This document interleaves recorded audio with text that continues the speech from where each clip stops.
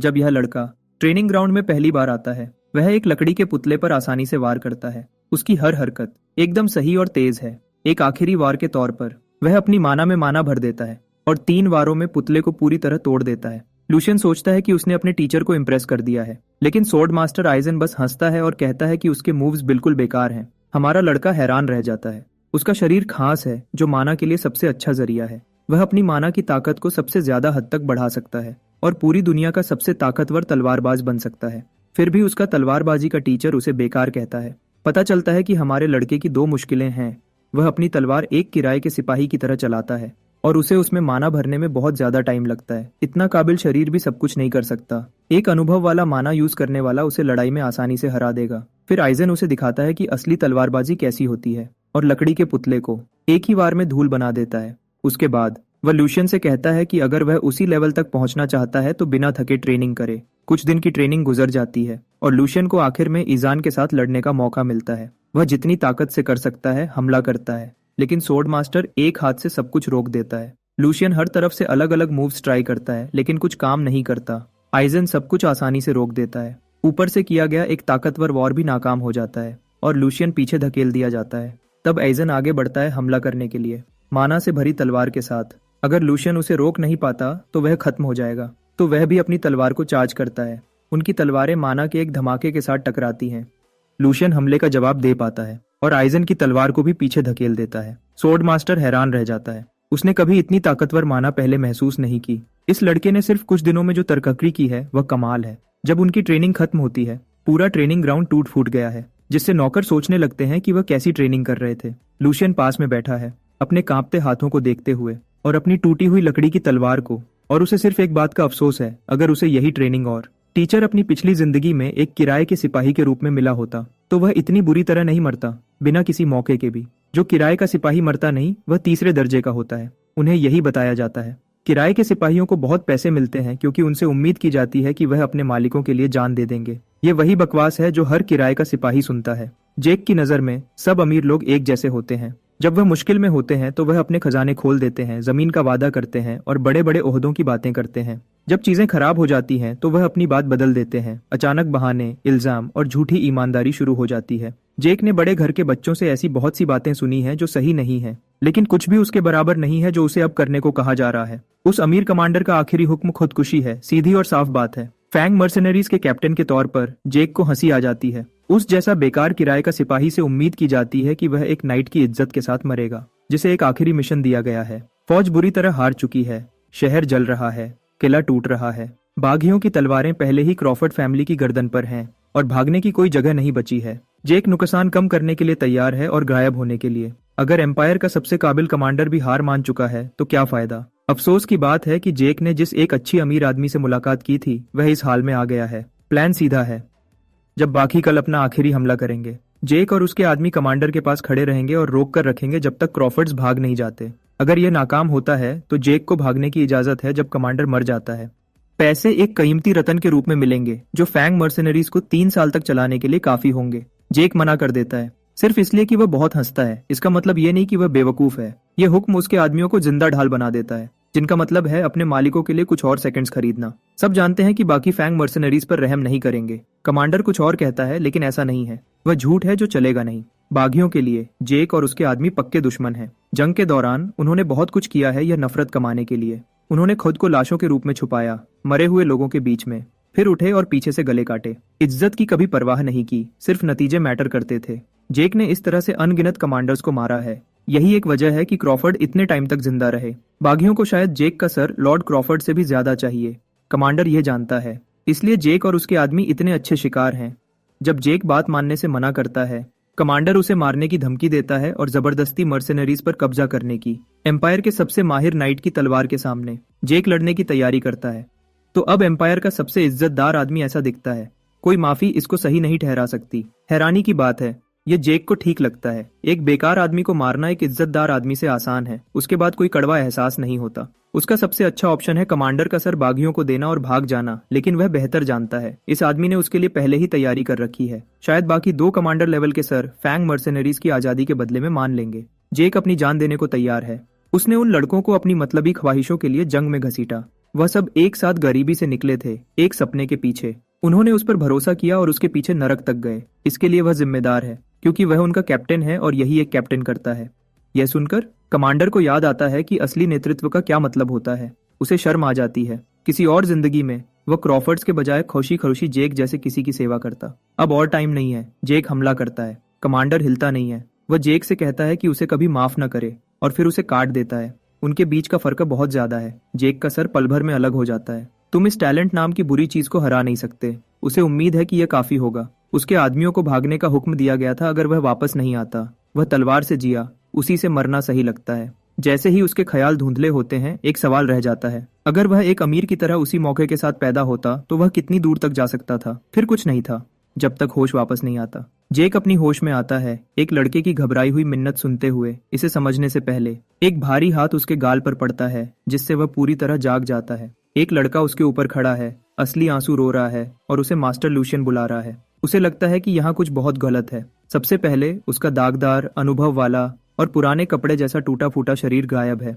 उसकी जगह पर एक यंग मास्टर का शरीर था, इतना साफ और ताजा जिसमें ताजी घास की खुशबू थी। दूसरी बात, यह नाक पोंछा लड़का कौन था जिसने उसके गाल पर थप्पड़ मारा और जोर जोर से रो रहा था। लड़के ने सोचा कि वह मर गया था। लड़के का दिल यह बर्दाश्त नहीं कर पाया। एक पर्सनल नौकर के तौर पर उसे मार दिया जाता और अपने मालिक के पास दफनाया जाता। सबसे बढ़कर यह फैमिली के लिए एक बहुत बड़ी मुश्किल होती। जेक समझ नहीं पाया कि वह आदमी क्या बक रहा था। यंग मास्टर्स, पर्सनल नौकर, फैमिली, इन सब का उसकी जिंदगी से कोई लेना देना नहीं था। आखिरी चीज जो उसे याद थी वह उसकी खूनी मौत थी। दुनिया में उसका सर अभी भी कैसे लगा हुआ है। उसका दिमाग बहुत तेज चलने लगा। हालात को समझते हुए और आसपास देखते हुए उसने सोचा कि किसी तरह वह एक बिल्कुल अनजान आदमी के शरीर में आ गया है। यह अनजान आदमी एक खूबसूरत लड़का निकला जिसका चेहरा बहुत अच्छा था। वह खुद को आईने में देखकर तारीफ करने से खुद को रोक नहीं पाया, सिर्फ उसकी बेदाग खूबसूरती से ही। उससे अमीर होने का एहसास आ रहा था। सजावट से लगता है कि यह एक ऐसे घर के वारिस का है जहां बहुत पैसा है और जानकारी चाहिए थी। उसने कुछ अनजान यादों को खंगाला और अपने नौकर का नाम हंस याद किया। शुरुआत में उसने हंस से पूछा कि कौन सा साल है। लड़के ने जवाब दिया कि यह इंपीरियल साल 845 है। बिल्कुल 15 साल पहले जब जेक मरा था।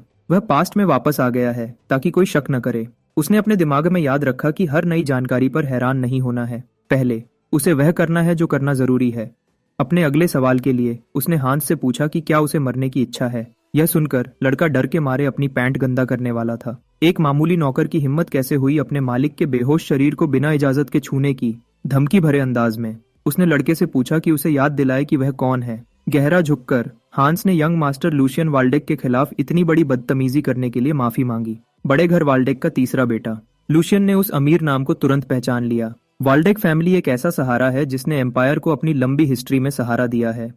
एक ऐसा खास परिवार जो एम्परर के सबसे करीबी मददगार थे। उनके पास इतनी ताकत है जो खुद इंपीरियल फैमिली के बराबर है। 15 साल पहले यंग जेक एक गार्ड के तौर पर इसी जगह पर काम करता था। अपनी पुरानी नौकरी पर वापस आने के बजाय उसका जन्म ग्रैंड ड्यूक के तीसरे बेटे के रूप में हुआ है। अपनी पूरी जिंदगी उसे पैसों के लिए हर तरह की बेइज्जती बर्दाश्त करना पड़ा, अपनी नीची पैदाइश की वजह से। अब उसे कहीं से भी एक सुनहरी मौका मिल रहा है। शायद किस्मत उससे उम्मीद करती है कि वह अपने मरते हुए सवाल का जवाब ढूंढे। अगर भगवान यही चाहते हैं तो उन्हें अपनी आंखें खोलकर देखना चाहिए। पहली बार उसने लूशियन वाल्डेक बनकर सूरज की गर्मी महसूस की। वह सबको दिखाएगा कि वह कितना ऊपर जा सकता है और कैसे जिएगा। लूशियन ने कुछ शानदार कपड़े पहने और अपने कमरे से बाहर निकला। अपने मर्सिनरी के दिनों में वह हर तरह की जगह गया था, लेकिन कोई भी वाल्डेक ग्रैंड डुची की शान के बराबर नहीं थी। उसे जल्दी से जल्दी इन सब चमकदार चीजों की आदत डालनी होगी। उसने देखा कि सुबह से सब नौकर उसे अजीब तरह से देख रहे थे, आपस में कानाफूसी कर रहे थे। उसे लगा जैसे दुश्मनों ने उसे घेर लिया हो। हांस के हिसाब से यह तो नॉर्मल था। आखिर वह अब तक अकेले ही रहा था। वह उस कमरे में 1 साल और 2 महीने से बंद था। उसे यह सुनकर अजीब लगा कि एक अमीर बच्चा जिसे सब कुछ मिल सकता है वह दुनिया से दूर रहेगा। एक बड़े घर के आदमी का दिमाग उसके लिए एक राज था। उनकी तरह बिहेव करना मुश्किल था। इस जगह पर वह शक्तिशाली रक्षक रहता है जिसने एम्पायर को बचाया है, ग्रैंड ड्यूक सिगमंड वाल्डेक। वह आदमी ऐसा नहीं था जो अपने बेटे को 1 साल से ज्यादा बेड पर बेकार पड़ा देखता रहे। या तो यह लूशियन एक परेशानी वाला बच्चा है जिसे फैमिली ने छोड़ दिया है, या फिर कोई खास बात है जिसकी वजह से ग्रैंड ड्यूक उसकी तरफ ध्यान नहीं दे रहे। कुछ देर के लिए अपने पिता से न मिलना ही बेहतर होगा, लेकिन अब यह थोड़ा मुश्किल हो सकता है। हेड बटलर एडविन खुद यंग मास्टर से मिलने आए हैं। यह आदमी बचपन में एक दुश्मन फैमिली से हॉस्टेज बनकर कासल में आया था। उसे उसकी अच्छी काबिलियत के लिए पहचाना गया और वह ग्रैंड ड्यूक सिगमंड का खास आदमी बन गया। सब में से लूशियन को इस आदमी से सबसे ज्यादा बचना चाहिए। वह जरूर समझ जाएगा अगर कोई नीचे तबके का आदमी बिहेव करेगा। अच्छा हुआ कि लूशियन 1 साल से ज्यादा से अकेले ही रहा है। इस हालत में वह उस सबसे शरीफ आदमी की नकल कर सकता है जिसे वह जानता है, उसका कातिल कमांडर। एक प्यारी मुस्कान के साथ लूशियन ने एडविन को उसकी फिक्र के लिए शुक्रिया कहा और बताया कि वह अब काफी ठीक हो गया है। और उसने यह भी कहा कि वह फैमिली के काम देखने आया है जिन्हें उसने अपनी गैर मौजूदगी में छोड़ दिया था। हेड बटलर उसकी बातों से थोड़ी देर के लिए हैरान रह गया। उसे तसल्ली हुई कि यंग मास्टर में कोई बदलाव नहीं आया था। अच्छा हुआ लूशियन का शरीफ बनने का नाटक काम कर गया। उसने जल्दी से जल्दी उस हालत से निकलने की कोशिश की, लेकिन एडविन ने उसे जाने से रोक दिया। अभी ग्रैंड ड्यूक अपने बेटे से मिलना चाहते हैं। तुरंत लूशियन को उसके पिता के स्टडी रूम में लाया गया। ग्रैंड ड्यूक सिगमंड एक बहुत सख्त आदमी है। अभी वह लूशियन से पूछ रहे हैं कि वह अभी तक जिंदा क्यों है। जाहिर है लूशियन अपने इस सपोज्ड पिता के अजीब सवाल से हैरान रह गया। ड्यूक ने पिछले 1 साल की उसकी सब हरकतों को नजरअंदाज करने का सोचा था। उसने अपनी माँ की मौत को बहाना बनाया था ताकि वह एक नोबल होने की अपनी जिम्मेदारी से बच सके। एक बिगड़े हुए बच्चे की तरह बिहेव कर रहा था, लेकिन उसने आखिर वह हद पार कर दी जो उसे नहीं करनी चाहिए थी। सिर्फ खुद को लोगों की नजरों से दूर बंद करके नाटक करने से खुश नहीं था, उसने खुद को नुकसान पहुंचाने की कोशिश की, अपनी जिंदगी को हल्का समझकर। अब सोचो तो, हांस का पहले का घबराना और रोना सच्चा लग रहा था। वह कहना चाहता था कि जरूर कोई गलतफहमी हुई है, लेकिन उसके पिता बहानों से थक चुके थे। आखिरी बार ग्रैंड ड्यूक सिगमंड उसके उस छोटे से दिमाग में छुपी सारी बातें सुनना चाहते थे। वह अपने कमजोर शरीर और हाथ पैरों का इस्तेमाल करके नींद की गोलियां क्यों खाएगा ताकि हंगामा हो। उसने इस बड़े घर में बहुत लंबे समय तक काम किया था। हैरानी नहीं कि उसे लूशियन की कोई याद नहीं थी। 15 साल पहले जब वह सिर्फ एक मामूली गार्ड था। ग्रैंड ड्यूक फैमिली का तीसरा बेटा लूशियन वाल्डेक। दुख की बात है कि वक्त से पहले मर गया था। ग्रैंड ड्यूक ने 4 अलग अलग माओं से 4 बेटे पैदा किए थे। यूएनसी तो बस ऐसे ही बच्चे पैदा कर रहा था। जेक ने इस बड़े फैमिली के लिए 10 साल काम किया था और नेचुरली वह यंग लॉर्ड्स और उनकी माओं से कई बार मिला था, लेकिन उसे लूशियन या उसकी माँ से कभी मिलने की कोई याद नहीं थी। लेडी वाल्डेक एक गंभीर बीमारी से जल्दी ही मर गई थी और उसका बेटा भी बाद में किसी अनजान वजह से मर गया। तब गार्ड जेक ने सोचा था कि माँ और बेटे की किस्मत खराब थी, बीमार और कमजोर थे। लूसियस की असली मौत की वजह छुपाई गई होगी। उसकी माँ की मौत, फैमिली में उसकी कमजोर पोजीशन और कई और दुखी करने वाली वजहों को देखते हुए उस नौजवान के लिए बोझ बहुत ज्यादा हो गया होगा। उसने आखिर नींद की गोलियां खाने का फैसला किया, बस जानलेवा डोज से थोड़ा कम। सच तो यह है कि वह बस अपने पिता से थोड़ा सा ध्यान पाना चाहता था। यह मदद के लिए एक पुकार थी, लेकिन उसने यह नहीं सोचा कि 1 साल तक अकेले रहने से उसके कमजोर शरीर को कितना नुकसान हुआ था। दवा के असर को झेल न पाने की वजह से उसकी मौत हो गई। लूसियस वाल्डेक ने गलती से अपनी आखिरी सांस ली। नए लूसियस को इस मुश्किल टॉपिक से बाहर निकलना होगा। ड्यूक एक ऐसे बेटे के लिए थोड़े बेरहम लग रहे थे जिसे उन्होंने 1 साल से नहीं देखा था, और डांट थोड़ी सख्त लग रही थी। चाहे सिगमंड खुद को कितना भी सख्त दिखाएं, वह फिर भी एक पिता है। उनके अंदर जरूर कुछ चल रहा होगा, लेकिन यह किसी और की फीलिंग्स का ख्याल रखने का वक्त नहीं था। लूसियस नोबल होने की हद से गिरने वाला था। अगर उसने गलत बात कही तो उसे खुद को सुधारने का दूसरा मौका नहीं मिलेगा। जब ड्यूक आखिरी वार्निंग देते हैं तो समझ लो कि वह उसे पूरा करेंगे। लूसियस को अपनी सुनहरी फ्यूचर में दरारें पड़ने की आवाज सुनाई दे रही थी। अगर उसने ग्रैंड ड्यूक को अपने काम का अच्छा जवाब नहीं दिया तो उसे कम से कम एक दूर के मोनेस्ट्री में प्रीस्ट बनकर भेज दिया जाएगा। वह अभी दुनिया को अलविदा कहने के लिए तैयार नहीं था। सबसे बुरा नतीजा यह होगा कि उसे एक सख्त उत्तरी इलाके में भेज दिया जाएगा, जहां उसे बर्फ के मैदानों की हद जमा देने वाली ठंड और भूखे जानवरों का सामना करना पड़ेगा जिंदगी भर। वह अपनी गर्दन काटने और एक नई जिंदगी शुरू करने से बस कुछ घंटे दूर था। फिर भी पहली असली मुश्किल सामने आ चुकी थी। लूसियस ने किसी उलझी हुई फैमिली मैटर को अपनी कीमती दूसरी चांस बर्बाद नहीं करने दी, तो वह बोल पड़ा जैसे उसके पिता ने कहा था। पहले उसने अपनी बेवकूफी से वाल्डेक नाम खराब करने और सबको, खासकर अपने पिता को, बहुत चिंता देने के लिए दिल से माफी मांगी।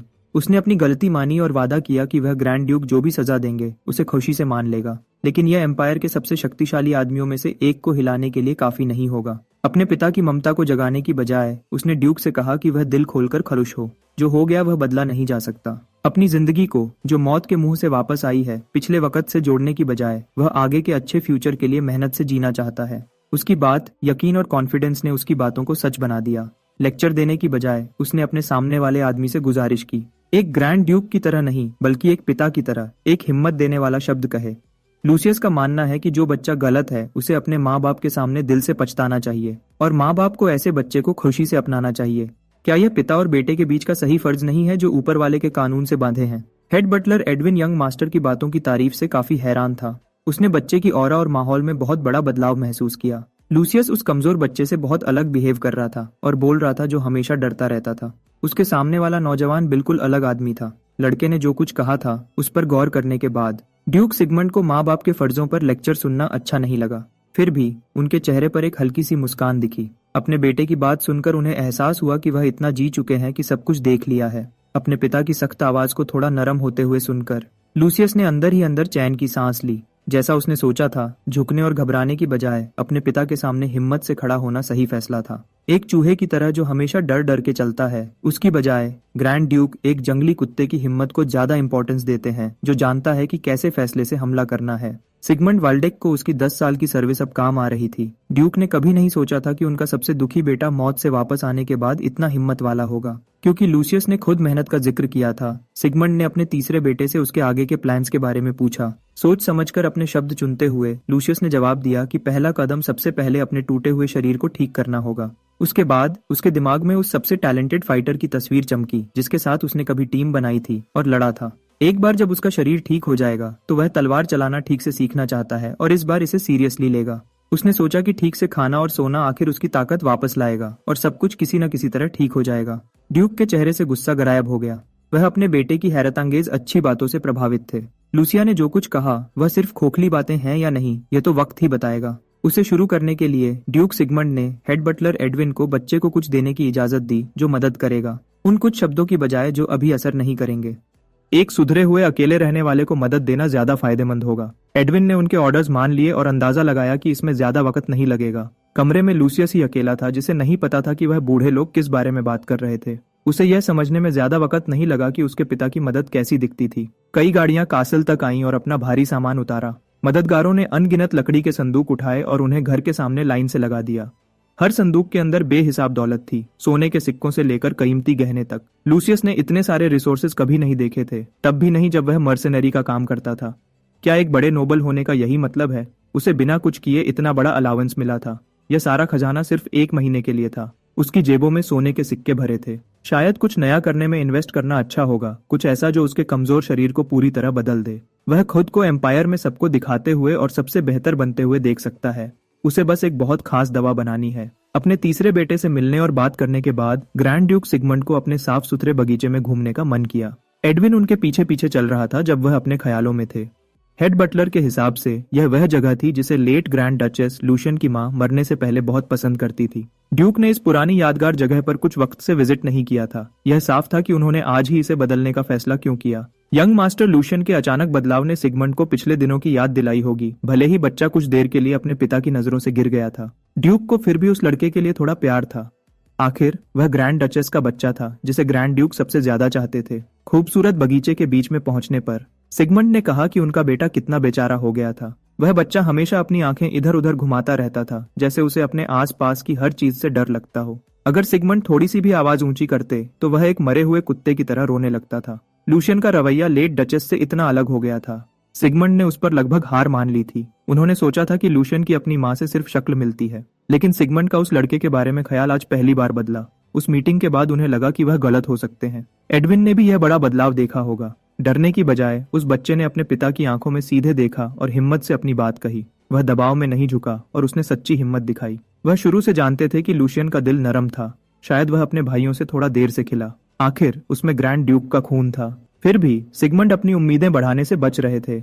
अब से वह लूशियन को ऐसे काम देंगे जिन्हें सिर्फ कुछ अच्छी बातों से हल नहीं किया जा सकता। इसी बात पर एडविन ने एक आने वाली मुश्किल का जिक्र किया। उन्होंने लूशियन को दोबारा पैसे देना शुरू कर दिया था। यह बात बाहर पहले ही लीक हो चुकी थी। जांच करने पर एडविन को पता चला कि दूसरा यंग मास्टर जॉर्डी वाल्डेक इसमें शामिल था। और तो और जॉर्डी ने पहले ही अपनी चाल चल दी थी। उसने लूशियन की हेडमेट को निकाल दिया और अपनी खास आदमी को उस पोजीशन पर बिठा दिया, अपने छोटे भाई को कंट्रोल में रखने का साफ इरादा दिखाते हुए। सिगमंड समझते हैं कि उनके दूसरे बेटे के मन में छोटे वाले के खिलाफ मां के मामलों की वजह से गहरी फीलिंग्स हैं, लेकिन उसकी जिद चिंताजनक है। एडविन ने बीच में आने की पेशकश की, लेकिन ग्रैंड ड्यूक ने उसे मदद करने से रोक दिया। भले ही यह उसके लिए बहुत सख्त हो सकता था, जिसने अभी पहले कदम उठाए थे। जॉर्डी की बुरी हरकतें सिर्फ छोटे मोटे ट्रिक्स हैं जो काम नहीं करते। अगर लूशियन ने अपने आसपास को पहले ही ठीक से संभाला होता। वही क्या, इसे बस एक कीमत मान सकते हैं जो तीसरे वाले को चुकानी पड़ेगी, क्योंकि वह जल्दी होश में नहीं आया। सिगमंड अभी देखना चाहते हैं कि उनका बच्चा ऐसी मुश्किल को कैसे हैंडल करेगा। अगर लूशियन फेल होता है तो यह उसकी गलती होगी। वाल्डेक फैमिली का खून ही चाबी है, लेकिन दरवाजा हमेशा अपनी ताकत से ही खोलना चाहिए। यही शेर का तरीका है। कुछ दिन बाद लूशियन वापस अपने कमरे में खुद को बंद कर चुका था और हांस दरवाजे पर खड़ा था, जिससे उसके स्टाफ में चिंता वाली बातें शुरू हो गई थीं। 3 दिन हो गए थे जब से रुके हुए पैसे दोबारा मिलना शुरू हुए थे। जब वह भरे हुए संदूक आए तो हांस अपनी आंखों पर यकीन नहीं कर पाया। यंग मास्टर ने इतने सारे पैसे मिलने का रीजन यह बताया कि ग्रैंड ड्यूक से बात अच्छी रही। पिता और बेटे के खराब रिश्ते को देखते हुए हंस समझ गया कि यंग मास्टर के लिए यह बिल्कुल भी आसान नहीं रहा होगा। पर्सनल नौकर को अपने बॉस को दुख में डूबे रहने की बजाय आगे बढ़ते देखकर बहुत गर्व महसूस हुआ। हांस को पता नहीं था लूशियन का दिमाग इस दौलत से खुलने वाली पॉसिबिलिटीज से घूम रहा था। इतने सारे रिसोर्सेज के साथ उसके पास शायद इतना सब कुछ था कि वह अपने कमजोर शरीर को पूरी तरह बदल सके। अगर वह दवा बना लेता है तो आइडियल फिजिकल फॉर्म उसकी पहुंच में है। उसे सिर्फ 3 दिन लगे सपोर्ट फंड को खत्म करने में अपने कमरे को एक गंदी ड्रग डेन में बदल दिया।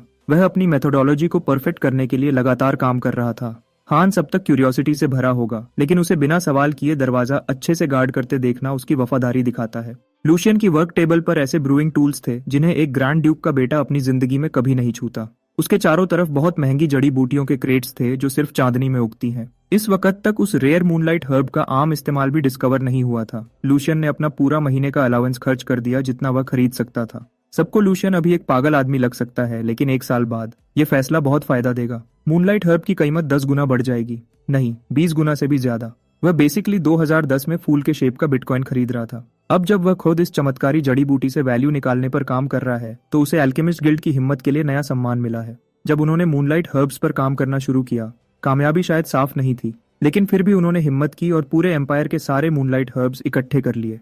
उन्होंने अपनी जिंदगी का सबसे बड़ा दांव खेला जब गिल्ड का फ्यूचर दांव पर था। उस हिम्मत की वजह से एल्केमिस्ट्स ने एक ऐसी अनोखी दवा बनाई जिसने पूरे एम्पायर को हिलाकर रख दिया।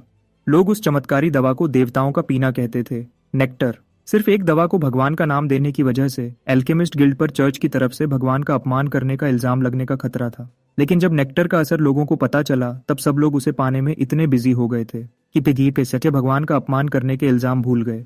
3 दिन तक अपनी एल्केमी सेट पर मेहनत करने के बाद लूशियन ने आखिरकार नेक्टर का एक सफल बैच बना लिया। नेक्टर ने एक ऐसी बात को चुनौती दी जो हजारों सालों से कभी गलत नहीं मानी गई थी। एक मार्शल आर्टिस्ट कितना आगे जा सकता है यह उसके पैदा होते ही तय हो जाता है। बहुत लंबे समय तक उस हद को एक पक्का नियम माना जाता था जिसे कोई तोड़ नहीं सकता। पैदाइशी फितरत पहले से ही तय होती थी और किसी का शरीर कभी बदला नहीं जा सकता। यह पुरानी सोच नेक्टर की वजह से जल्दी ही टुकड़े टुकड़े हो गई। सिर्फ एक बॉटल पीने से यह उन लोगों को भी एक अच्छा योद्धा बना सकती है जिनमें बिल्कुल भी टैलेंट नहीं है। जो उसने जल्दी से अपने कमरे में बनाया था वह असली वाले जितना असरदार नहीं था। आखिर वह कोई असली एल्केमिस्ट तो नहीं है, उसे तो सिर्फ बड़े पैमाने पर बनने वाली चीजें बनाना आता है। लेकिन यह बॉटल काफी होनी चाहिए अभी उसके बहुत टूटे हुए शरीर को ठीक करने के लिए। उसकी किस्मत अच्छी थी कि वह वक्त में वापस आ गया ताकि ये सब हो सके। बाद में जब पूरे एम्पायर में गड़बड़ का दौर शुरू हुआ तो सबसे पहले अल्केमिस्ट गिल्ड को जलाया गया। सरकारी लोगों ने नेक्टर की रेसिपी को एक ऐसी चीज माना जो ताकत का संतुलन बिगाड़ सकती है।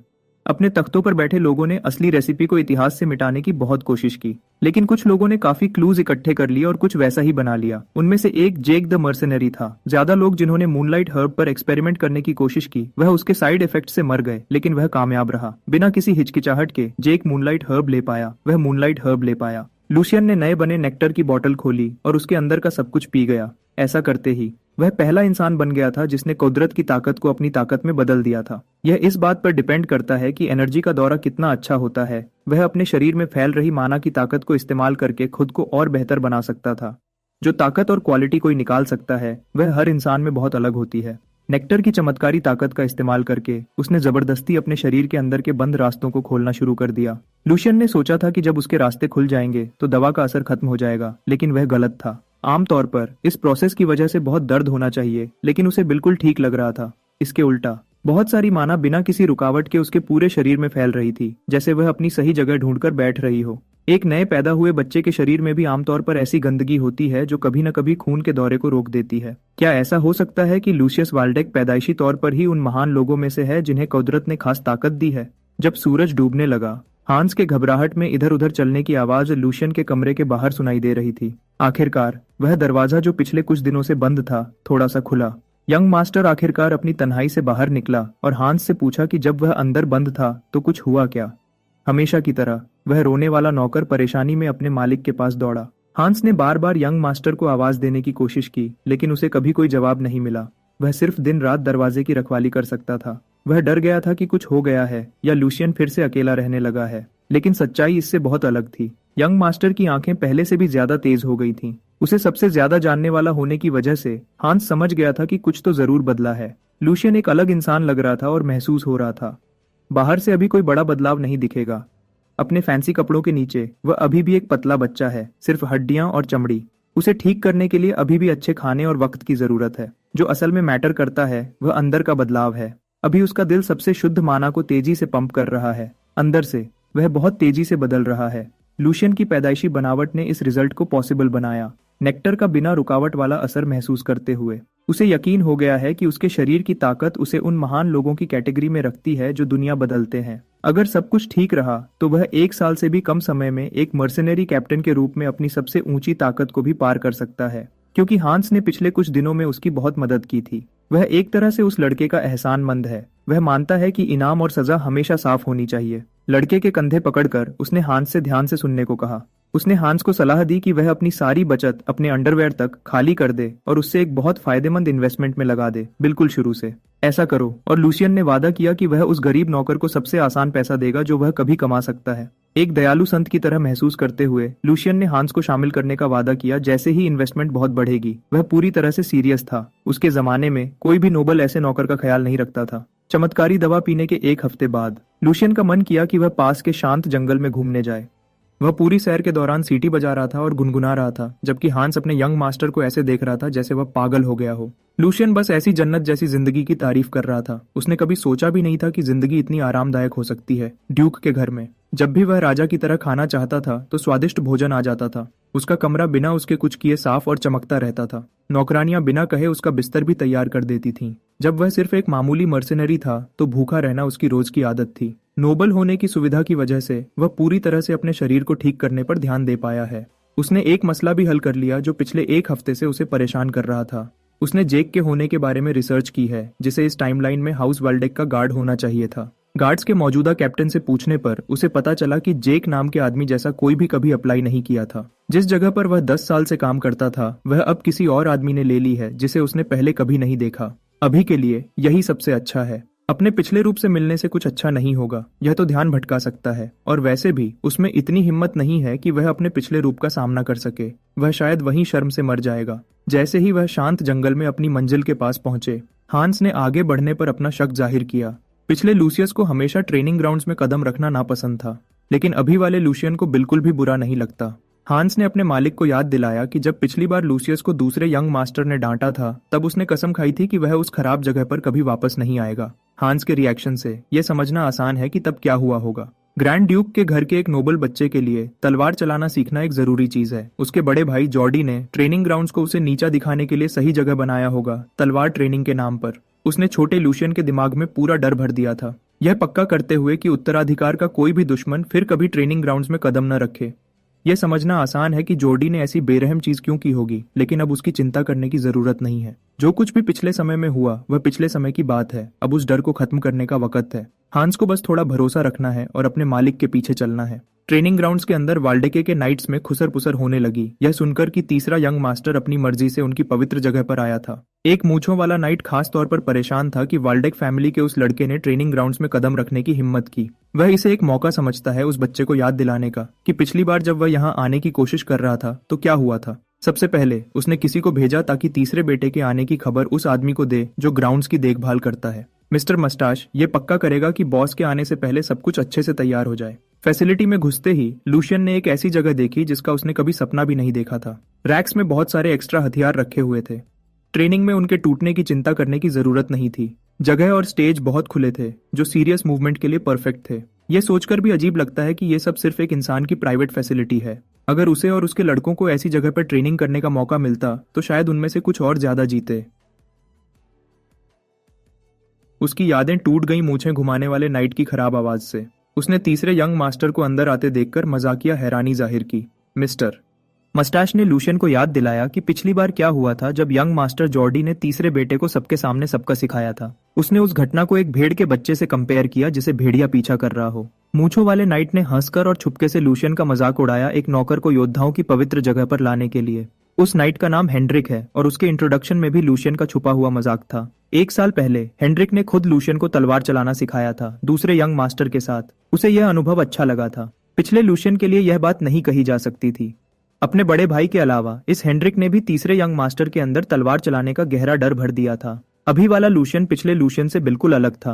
इस मूंछों वाले कमीने को अपने सामने इतराते हुए देखकर बातें बहुत इंटरेस्टिंग हो गईं। पारंपरिक रूप से नाइट्स को इज्जत और वफादारी की निशानी माना जाता है। वह आमतौर पर नोबल फैमिलीज में पैदा होते हैं और बचपन से ही मार्शल आर्ट्स और अदब में सख्ती से ट्रेनिंग पाते हैं। एक बार जब वह जंग के मैदान और मिशन से काफी अच्छा काम कर लेते हैं तो वह अपने लॉर्ड से ऑफिशियली नाइटहुड पा सकते हैं, जिससे उनका दर्जा एक असली नाइट के रूप में बढ़ जाता है। लूशियन की राय में नाइट्स कुछ नहीं बस महंगे शिकार करने वाले कुत्ते हैं जो अपने मालिकों के फैंसी पट्टे पहने हुए हैं। उन्हें लॉर्ड्स और ऊंचे खानदान वालों को इज्जत देनी पड़ती है और उनकी खुशामद करनी पड़ती है जो उन्हें दौलत और इज्जत दे सकते हैं। उसके सामने खड़ा यह घमंडी कमीना हेनरिक वह भी ठीक से नहीं कर सकता। फैमिली में लूशियन की कमजोर पोजीशन शायद उसके खराब बर्ताव में एक वजह है, लेकिन उसमें इतनी हिम्मत है कि वह बदतमीजी करे, ज्यादातर उस आदमी की वजह से जो उसके पीछे है। जॉर्डी की पकड़ उसे ऐसा महसूस कराती है जैसे उसे कोई छू नहीं सकता। सच कहूं तो लूशियन इस बेवकूफ इडियट को बहुत तेज ट्रेनिंग देना चाहेगा, उसकी सोच को बिल्कुल शुरू से तोड़कर फिर से बनाना चाहेगा और भी बहुत कुछ। अगर मौका मिलता तो उसे इस आदमी के साथ खेलने में बहुत मजा आता। बदकिस्मती से उसे यह याद रखना होगा कि अगर वह हद पार करता है तो उसके पिता कैसे रिएक्ट करेंगे, चाहे पसंद हो या ना हो। नाइट्स एक नोबल घर की मुख्य लड़ने वाली ताकत होते हैं। वह कीमती चीजें हैं। कोई भी गलत सजा लॉर्ड और नौकर के बीच बिना वजह का तनाव पैदा करेगी। लूशियन अभी पूरी ताकत से नहीं जा सकता, यह सही वक्त नहीं है, एक साफ आवाज में उसने कहा। वह पिछले समय की एक छोटी सी घटना की वजह से ट्रेनिंग ग्राउंड से दूर नहीं रह सकता। उसने ऐलान किया कि अब से वह तलवार चलाना सीखने के लिए ज्यादा बार आएगा। उसने पहले ही बहुत सारा वक्त बर्बाद कर दिया है, उसे बहुत कुछ कवर करना है। तीसरे यंग मास्टर को तलवार चलाना सीखने की बात करते सुनकर हेनरिक हंसने लगा। उसने कहा कि लूशियन की उम्र देखते हुए अब तलवार चलाना सीखना बहुत देर हो चुका है। उसने समझाया कि 15 साल की उम्र के बाद शुरू से शुरू करना नामुमकिन होगा। 16 साल के एक घर में बंद रहने वाले के लिए यह तो बस खत्म है। तलवार के रूप गुप्त टेक्निक्स और विरासत हैं जो उन लोगों ने छोड़ी हैं जो उनसे पहले आए थे। बस पूर्वजों द्वारा बनाए गए मूवमेंट्स को फॉलो करके नई जनरेशन को नई बातें समझ में आ सकती थीं। वह शरीर को भी सुधार सकते थे, जो पुरानी ज्ञान की सबसे अच्छी मिसाल थी। लेकिन तलवार के रूप सिर्फ उन लोगों के लिए हैं जिनमें शुरू से ही माना का खुला रास्ता हो। हेनरिक के हिसाब से वह माना के रास्ते 16 साल के बाद बंद हो जाते हैं। अगर लूशियन अब शुरू करता है तो यह सिर्फ फिजिकल एक्सरसाइज ही होगी। बिना ज्ञान के तलवार के रूप एक खोखली चीज की तरह है, बिल्कुल बेकार। शायद यह तीसरे यंग मास्टर को ज्यादा सूट करेगा। एक बेकार नोबल के लिए बेकार ट्रेनिंग। वह तो एम्पायर का सबसे बड़ा डांसर भी बन सकता है जब वह यह सब कर रहा हो। इस तरह वह बिना सोचे समझे तलवार घुमाने की बजाय यह ढूंढने में वक्त बचा सकता है कि वह असल में किस चीज के लिए बना है। हेनरिक ने यह भी सुझाव दिया कि लूशियन को बस अपने दिन बगीचों की देखभाल में बिताने चाहिए। आखिर इस दुनिया में हर किसी का एक रोल होता है जो उसे निभाना होता है। बाकी नाइट्स की खामोशी से लगता है कि वह हेनरिक के मजाक को सपोर्ट करते हैं। मूंछों वाला नाइट खुद पर बहुत गर्व कर रहा था, एक नोबल लड़के को नीचा दिखाने के लिए, उसे चुप करवाकर और कुछ भी बोलने के लायक न छोड़कर। सच तो यह है कि यह कहना कि माना का रास्ता 16 साल की उम्र में बंद हो जाता है एक पूरा झूठ है। ये ऐसी चीज है जिसे थोड़ी सी जांच से आसानी से पकड़ा जा सकता है, लेकिन हेनरिक को इससे कोई फर्क नहीं पड़ता। अगर उसे कभी पकड़ा भी गया तो वह बस बेवकूफ बन जाएगा और चुपचाप बात को दबा देगा। उसका असली मकसद तो पहले ही पूरा हो चुका है। वह बस एक बेवकूफ बच्चे की उम्मीदों को पूरी तरह से तोड़ना चाहता था जो जवाब भी नहीं दे सकता। ट्रेनिंग ग्राउंड में हर रात लूशियन को एक बेचारा कीड़े की तरह देखता है जो डर से जमा हुआ है, भले ही उसे एक मामूली नौकर मजाक उड़ा रहा हो। जवाब में तीसरे यंग मास्टर ने उसकी बात मान ली और एक धीमी कांपती आवाज में जवाब दिया। उसने कहा कि हेनरिक की बात किताबों से थोड़ी अलग लगती है। जहां तक उसे पता है माना का रास्ता 16 नहीं बल्कि 25 साल की उम्र में बंद होता है। अगर वह अब शुरू करता है तो कोई प्रॉब्लम नहीं होनी चाहिए। हेनरिक ने बदतमीजी से कहा कि वह सही है। लूशियन ने मौके का फायदा उठाया और अपने बड़े भाई जॉर्डी को फंसा दिया, यह पूछकर कि क्या हेनरिक का बॉस भी इस बात पर वही सोच रखता है। बेवकूफ हेनरिक ने कॉन्फिडेंस से जवाब दिया कि उसका बॉस उसे सपोर्ट करेगा। उसे पता भी नहीं था कि वह अभी एक चालाकी से बिछाए जाल में फंस गया है। लूशियन ने अफसोस किया कि हाउस वर्ल्डेक शायद इन दिनों बर्बादी की तरफ जा रहा है। उसने अपने इस एक्ट में बेवकूफ हांस को भी शामिल कर लिया। तीसरे यंग मास्टर ने शिकायत की कि उसके सामने खड़ा यह बेवकूफ नाइट वह सबसे बेसिक बात भी नहीं समझ सकता जो गली का एक आम कुत्ता भी जानता होगा। कितने ही अच्छे टैलेंट्स की किस्मत को इस बेवकूफी ने छीन लिया होगा। अगर उसके घर के नाइट्स अपने छोटे दिमाग में एक बुनियादी सच्चाई भी याद नहीं रख सकते तो नाइट्स की अगली जनरेशन बर्बाद है। हेनरिक की जुबान की वजह से लूशियन अपने प्यारे भाई के खाली दिमाग पर इल्जाम लगा सकता था। अगर जॉर्डी अपने ट्रेनिंग ग्राउंड्स को ऐसी बेवकूफी से चलाता है तो यह घर के लिए शर्म की बात है और एक साफ संकट है। यकीनन हेनरिक जैसा एक मामूली नौकर लॉर्ड के अपने बेटे को धोखा देने की कोशिश नहीं करेगा। लूशियन की जोशीली बातें सुनकर मिस्टर मस्टाश थोड़ा लड़खड़ाया। ग्रैंड ड्यूक के बेटे को धोखा देने का इल्जाम लगना एक सीरियस बात है। वाल्डेक फैमिली का एक नाइट ऐसी छोटी हरकत नहीं करेगा, है ना? गलत बात कहने के डर से हेनरिक अपनी पहले कही बात पर अडिग रहा। लूशियन इस मामले को सीरियसली आगे बढ़ाना चाहता है। इस तरह की लापरवाही को नजरअंदाज नहीं किया जा सकता। अब वक्त आ गया है इस बड़े नाइट को दिखाने का कि जब वह गलत तरीके से जुबान चलाता है तो क्या होता है। सर हेनरिक को शायद बिल्कुल भी एहसास नहीं है कि यह मामला कितना सीरियस है। अगर वह सिर्फ लूशियन को जलील करना चाहता था तो दयालु यंग मास्टर उसे माफ कर देता। वह यह बात मानने को तैयार है कि हेनरिक और इस जगह पर बाकी सब लोग उसे दुश्मनी से देखते हैं क्योंकि उसने अपनी नोबल जिम्मेदारियां भुला दी थीं और बेकार में वक्त बर्बाद किया था। वह अपने लोगों को कभी नहीं डांटेगा अगर वह उसे जिम्मेदार ठहराते हैं। इसके अलावा अगर नाइट्स और उसका भाई, जो एक ग्रैंड डुची का सहारा है, गलत ज्ञान से टैलेंट को रिक्रूट करने में रुकावट डाल रहे हैं तो लूशियन चुपचाप नहीं बैठेगा और आंखें बंद नहीं करेगा। बेवकूफी से इज्जतदार वाल्डेक नाइट्स की मिलिट्री ताकत में दरार पड़ जाएगी। साफ साफ कहूं तो यह उनके लोगों के लिए बड़ा खतरा ला सकता है। थोड़े से शब्दों में लूशियन ने बाजी पलट दी और मजाक को एक इज्जतदार भाषण में बदल दिया। एक ऐसे इंसान के रूप में जो गर्व से वाल्डेक नाम रखता है, यह सही है कि वह ऐसी गलत हरकत पर गुस्सा हो। उसने अपनी बात अच्छे से रखी और बेवकूफ हेनरिक को अपनी बातों की सीरियसनेस समझा दी। उसे बेहतर होगा कि वह अपनी मूंछों को इस टक्कर के नतीजे के लिए तैयार रखे। लूशियन ने इस घटना को अपने पिता को रिपोर्ट करने की धमकी दी और जॉर्डी के नौकर के खिलाफ अंदरूनी कार्रवाई की मांग की। हेनरिक को यकीन नहीं हो रहा था कि अभी क्या हुआ है। वह बच्चा जो जरा से मजाक पर कांप जाता था अब जवाब दे रहा है। लूशियन 1 साल पहले एक भेड़ के बच्चे जैसा कमजोर था, अब वह एक भूखे भेड़िए जैसा है। एक ऐसा शक्तिशाली शिकारी जो बिना सोचे समझे छोटे से हेनरिक को कुचल सकता है। यह हंगामा देखकर ट्रेनिंग ग्राउंड के मालिक को बीच में आना पड़ा। जॉर्डी वाल्डेक, ग्रैंड ड्यूक का दूसरा बेटा, आखिरकार सामने आया। हेनरिक की हालत खराब हो रही थी, जबकि वह खुश था कि उसका बड़ा भाई बिल्कुल सही वक्त पर आ गया। जॉर्डी ने अपने छोटे भाई को घिन से देखा। घबराहट में हेनरिक जल्दी से अपने मालिक के पास भागा ताकि बता सके कि क्या हो रहा था। उसकी जुबान लड़खड़ा रही थी। वह ऐसी सफाई देने की कोशिश कर रहा था जिससे उसकी कोई गलती न लगे। उसकी घबराहट भरी हिचकिचाहट से तंग आकर जॉर्डी ने उसे चुप करा दिया। सफाई देने की कोई जरूरत नहीं है। जॉर्डी शुरू से ही दूर से सब देख रहा था। उसने हेनरिक की शर्मनाक हरकत अपनी आंखों से देखी और सुनी थी। उस नाइट को शर्म आनी चाहिए कि वह एक बच्चे की बातों में आ गया जो उसकी आधी उम्र का भी नहीं था। जॉर्डी बहुत मायूस था। नाइट का कंधा बहुत जोर से दबाते हुए जॉर्डी ने उसे हुक्म दिया कि वह अपना गंदा चेहरा ठीक करे, अगर वह अपने मालिक को और मुश्किल में नहीं डालना चाहता। हांस लूशियन के पीछे छिप गया जब जॉर्डी उनकी तरफ आया। कमजोर दिल वाला नौकर कांप रहा था, जबकि तीसरे यंग मास्टर ने अपने बड़े भाई की आंखों में सीधा देखा। जॉर्डी को बहुत वक्त बाद देखकर लूशियन ने अपने बड़े भाई के चेहरे का मजाक उड़ाया। जॉर्डी वाल्डेक को सब अमीरों में सबसे अमीर मानते थे। वह अपनी बहुत बुरी शख्सियत के लिए मशहूर था, लूशियन की पहली जिंदगी में भी, क्योंकि उसका असर ग्रैंड ड्यूक के पहले बेटे से बहुत कमजोर था। जॉर्डी बाहर के लोगों को अपने साथ मिलाता था। उनमें से ज्यादातर का अंजाम बहुत बुरा होता था। जब जॉर्डी किसी को बेकार समझता था तो वह अक्सर उन्हें जुर्म में फंसा देता था या उन्हें छोड़ देता था। अभी के लिए लूशियन ने अपने बड़े भाई को एक अदब भरी मुस्कुराहट और सही तरीके से सलाम किया।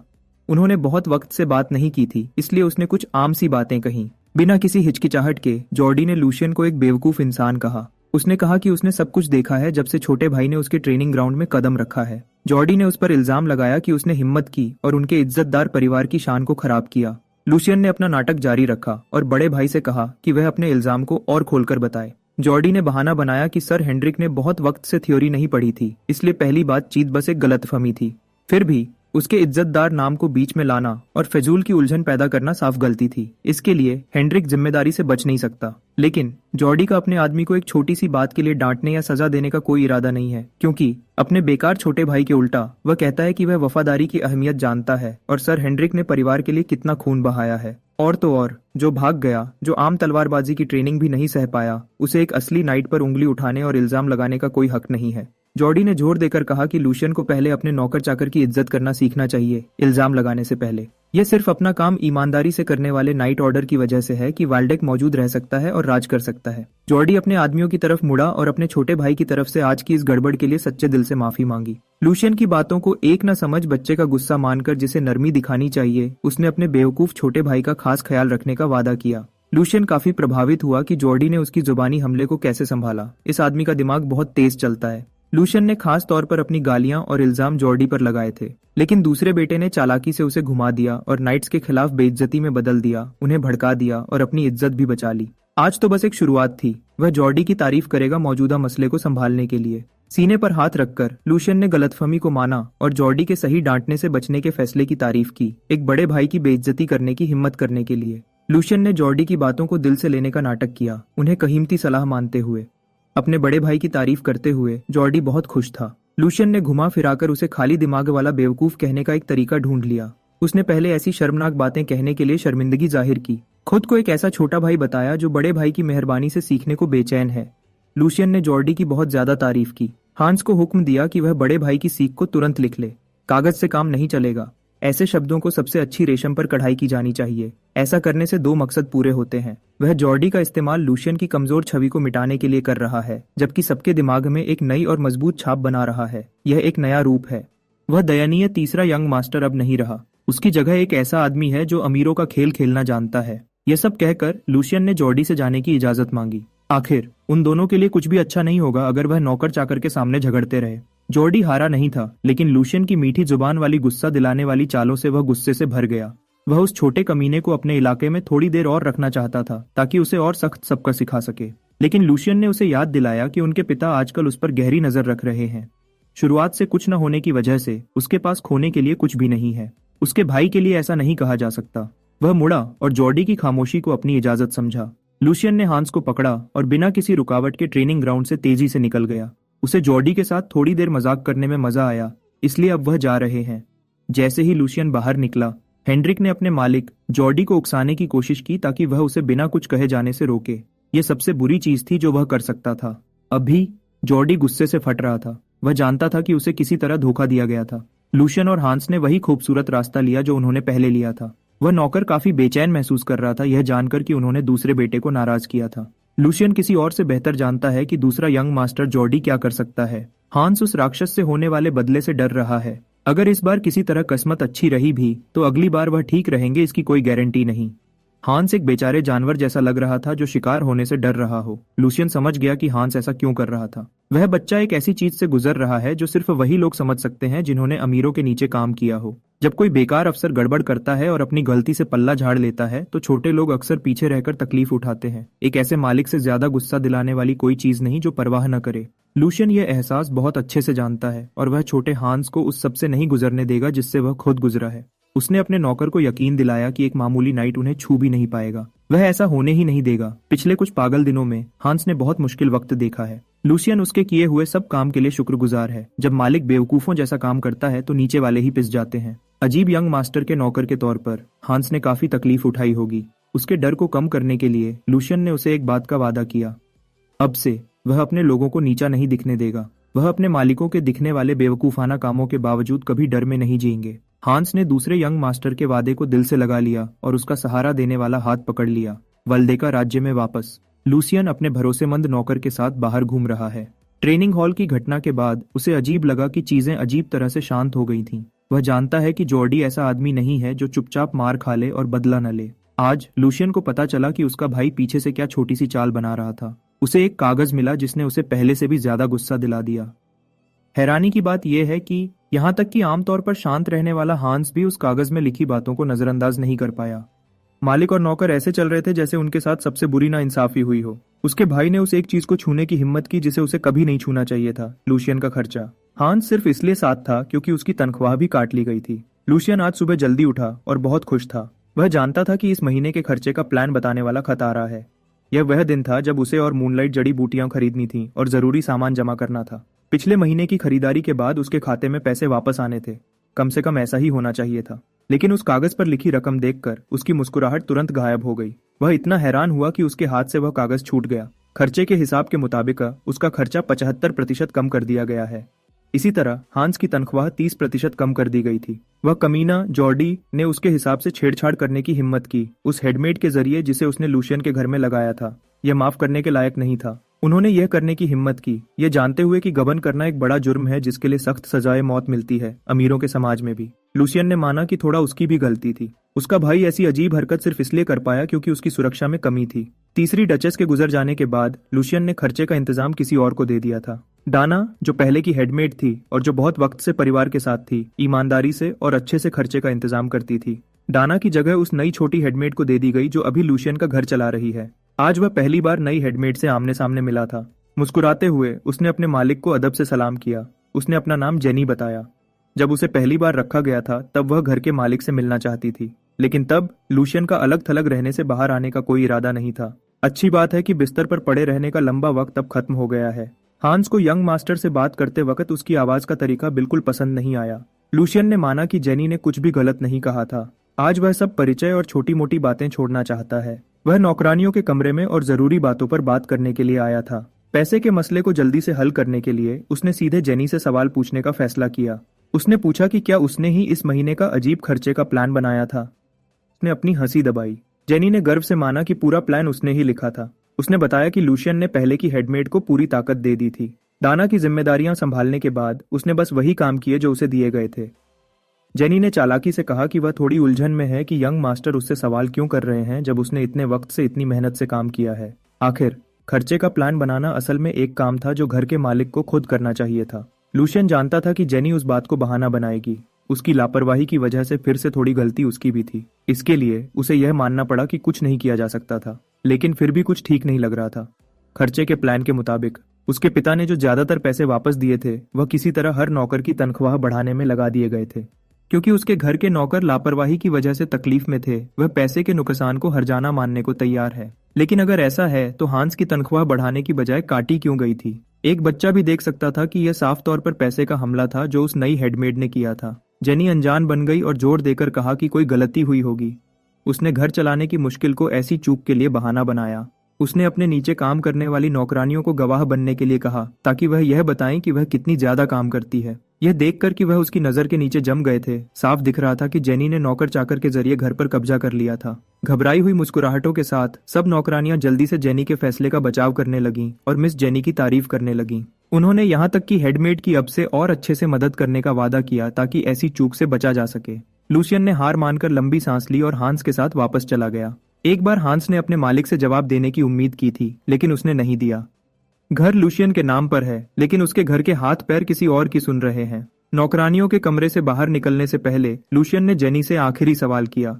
उसे उम्मीद थी कि वह ध्यान से जवाब देगी। उसने सीधे उससे पूछा कि उसका मालिक कौन है। उस सवाल का जवाब देने के लिए जेनी ने जोर देकर कहा कि वह पहले अपने लॉर्ड जॉर्डी से बात करेगी। लूशियन के हिसाब से जो हिस्से सड़ गए हैं उन्हें काट कर निकालना होगा ताकि शरीर जिंदा रह सके, और अभी उसका दिल अंदर से सड़ रहा है। उस सड़न का इलाज वाल्डेक इलाके की अंधेरी गलियों में मौजूद एक शराब खाने में मिल सकता है। एक काले चौगे में छिपा हुआ तीसरा यंग मास्टर हांस को उस संदिग्ध जगह पर घसीट कर ले गया, अपने दिमाग को शांत करने के लिए मछली पकड़ने के बहाने से, खुले पानी की जगह।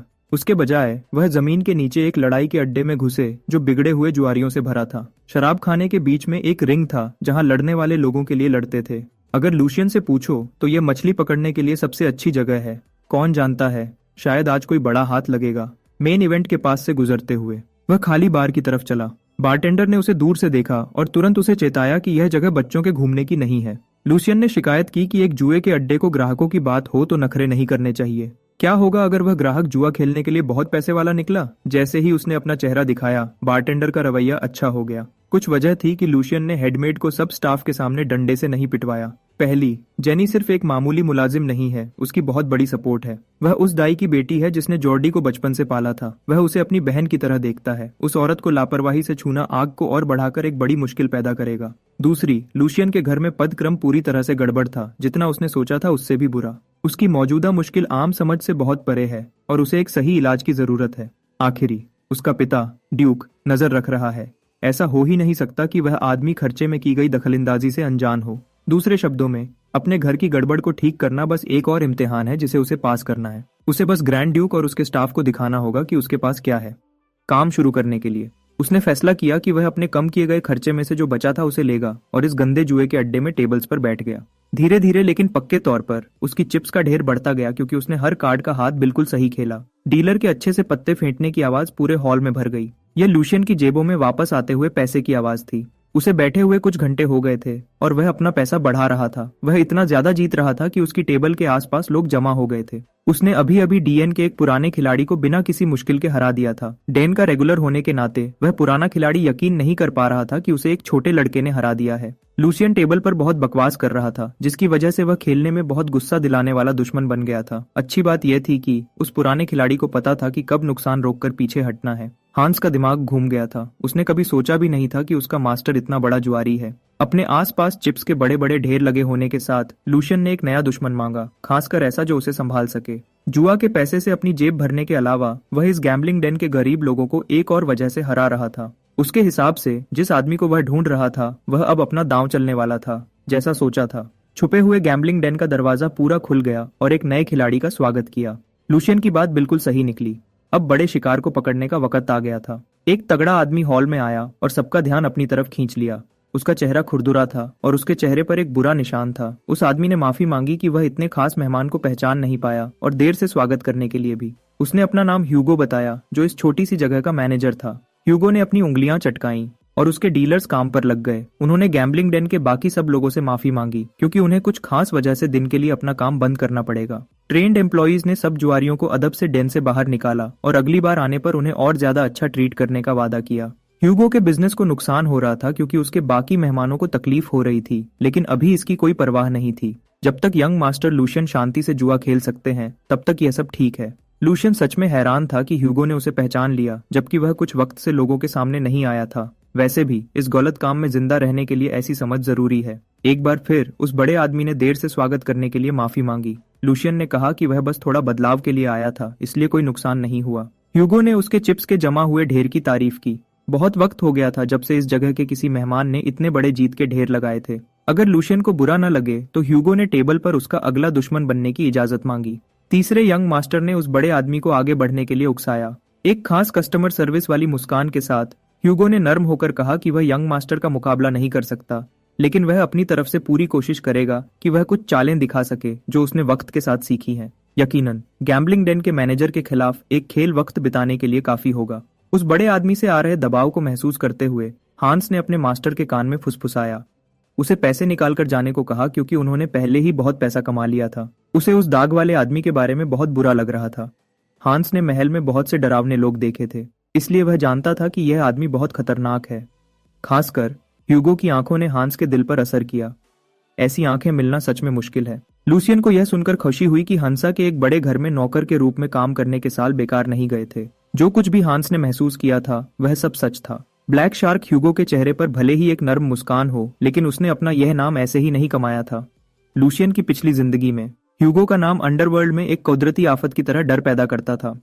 उसका सफर वाल्डेक इलाके के एक शहर की अंधेरी गलियों से शुरू हुआ था। उसने अपने तगड़े शरीर का इस्तेमाल अपने दुश्मनों को जख्मी करने के लिए किया। हिंसा और चालाक योजनाओं के साथ वह एक ऐसी ताकत बन गया जिसे कोई रोक नहीं सकता था। ब्लैक शार्क ह्यूगो को मशहूर होने और बदनाम होने में ज्यादा वक्त नहीं लगा। उसने जुआ, स्मगलिंग और यहाँ तक कि कॉन्ट्रैक्ट किलिंग्स में भी हाथ डाला। वह हर उस जुर्म में शामिल होता था जिसमें सबसे ज्यादा पैसा मिलता था। अपने बेरहम तरीकों से उसने धीरे धीरे अपना काम बढ़ाया और किंग ऑफ द नाइट के नाम से जाना जाने लगा। 5 इलाकों के अंडरवर्ल्ड पर राज करता था।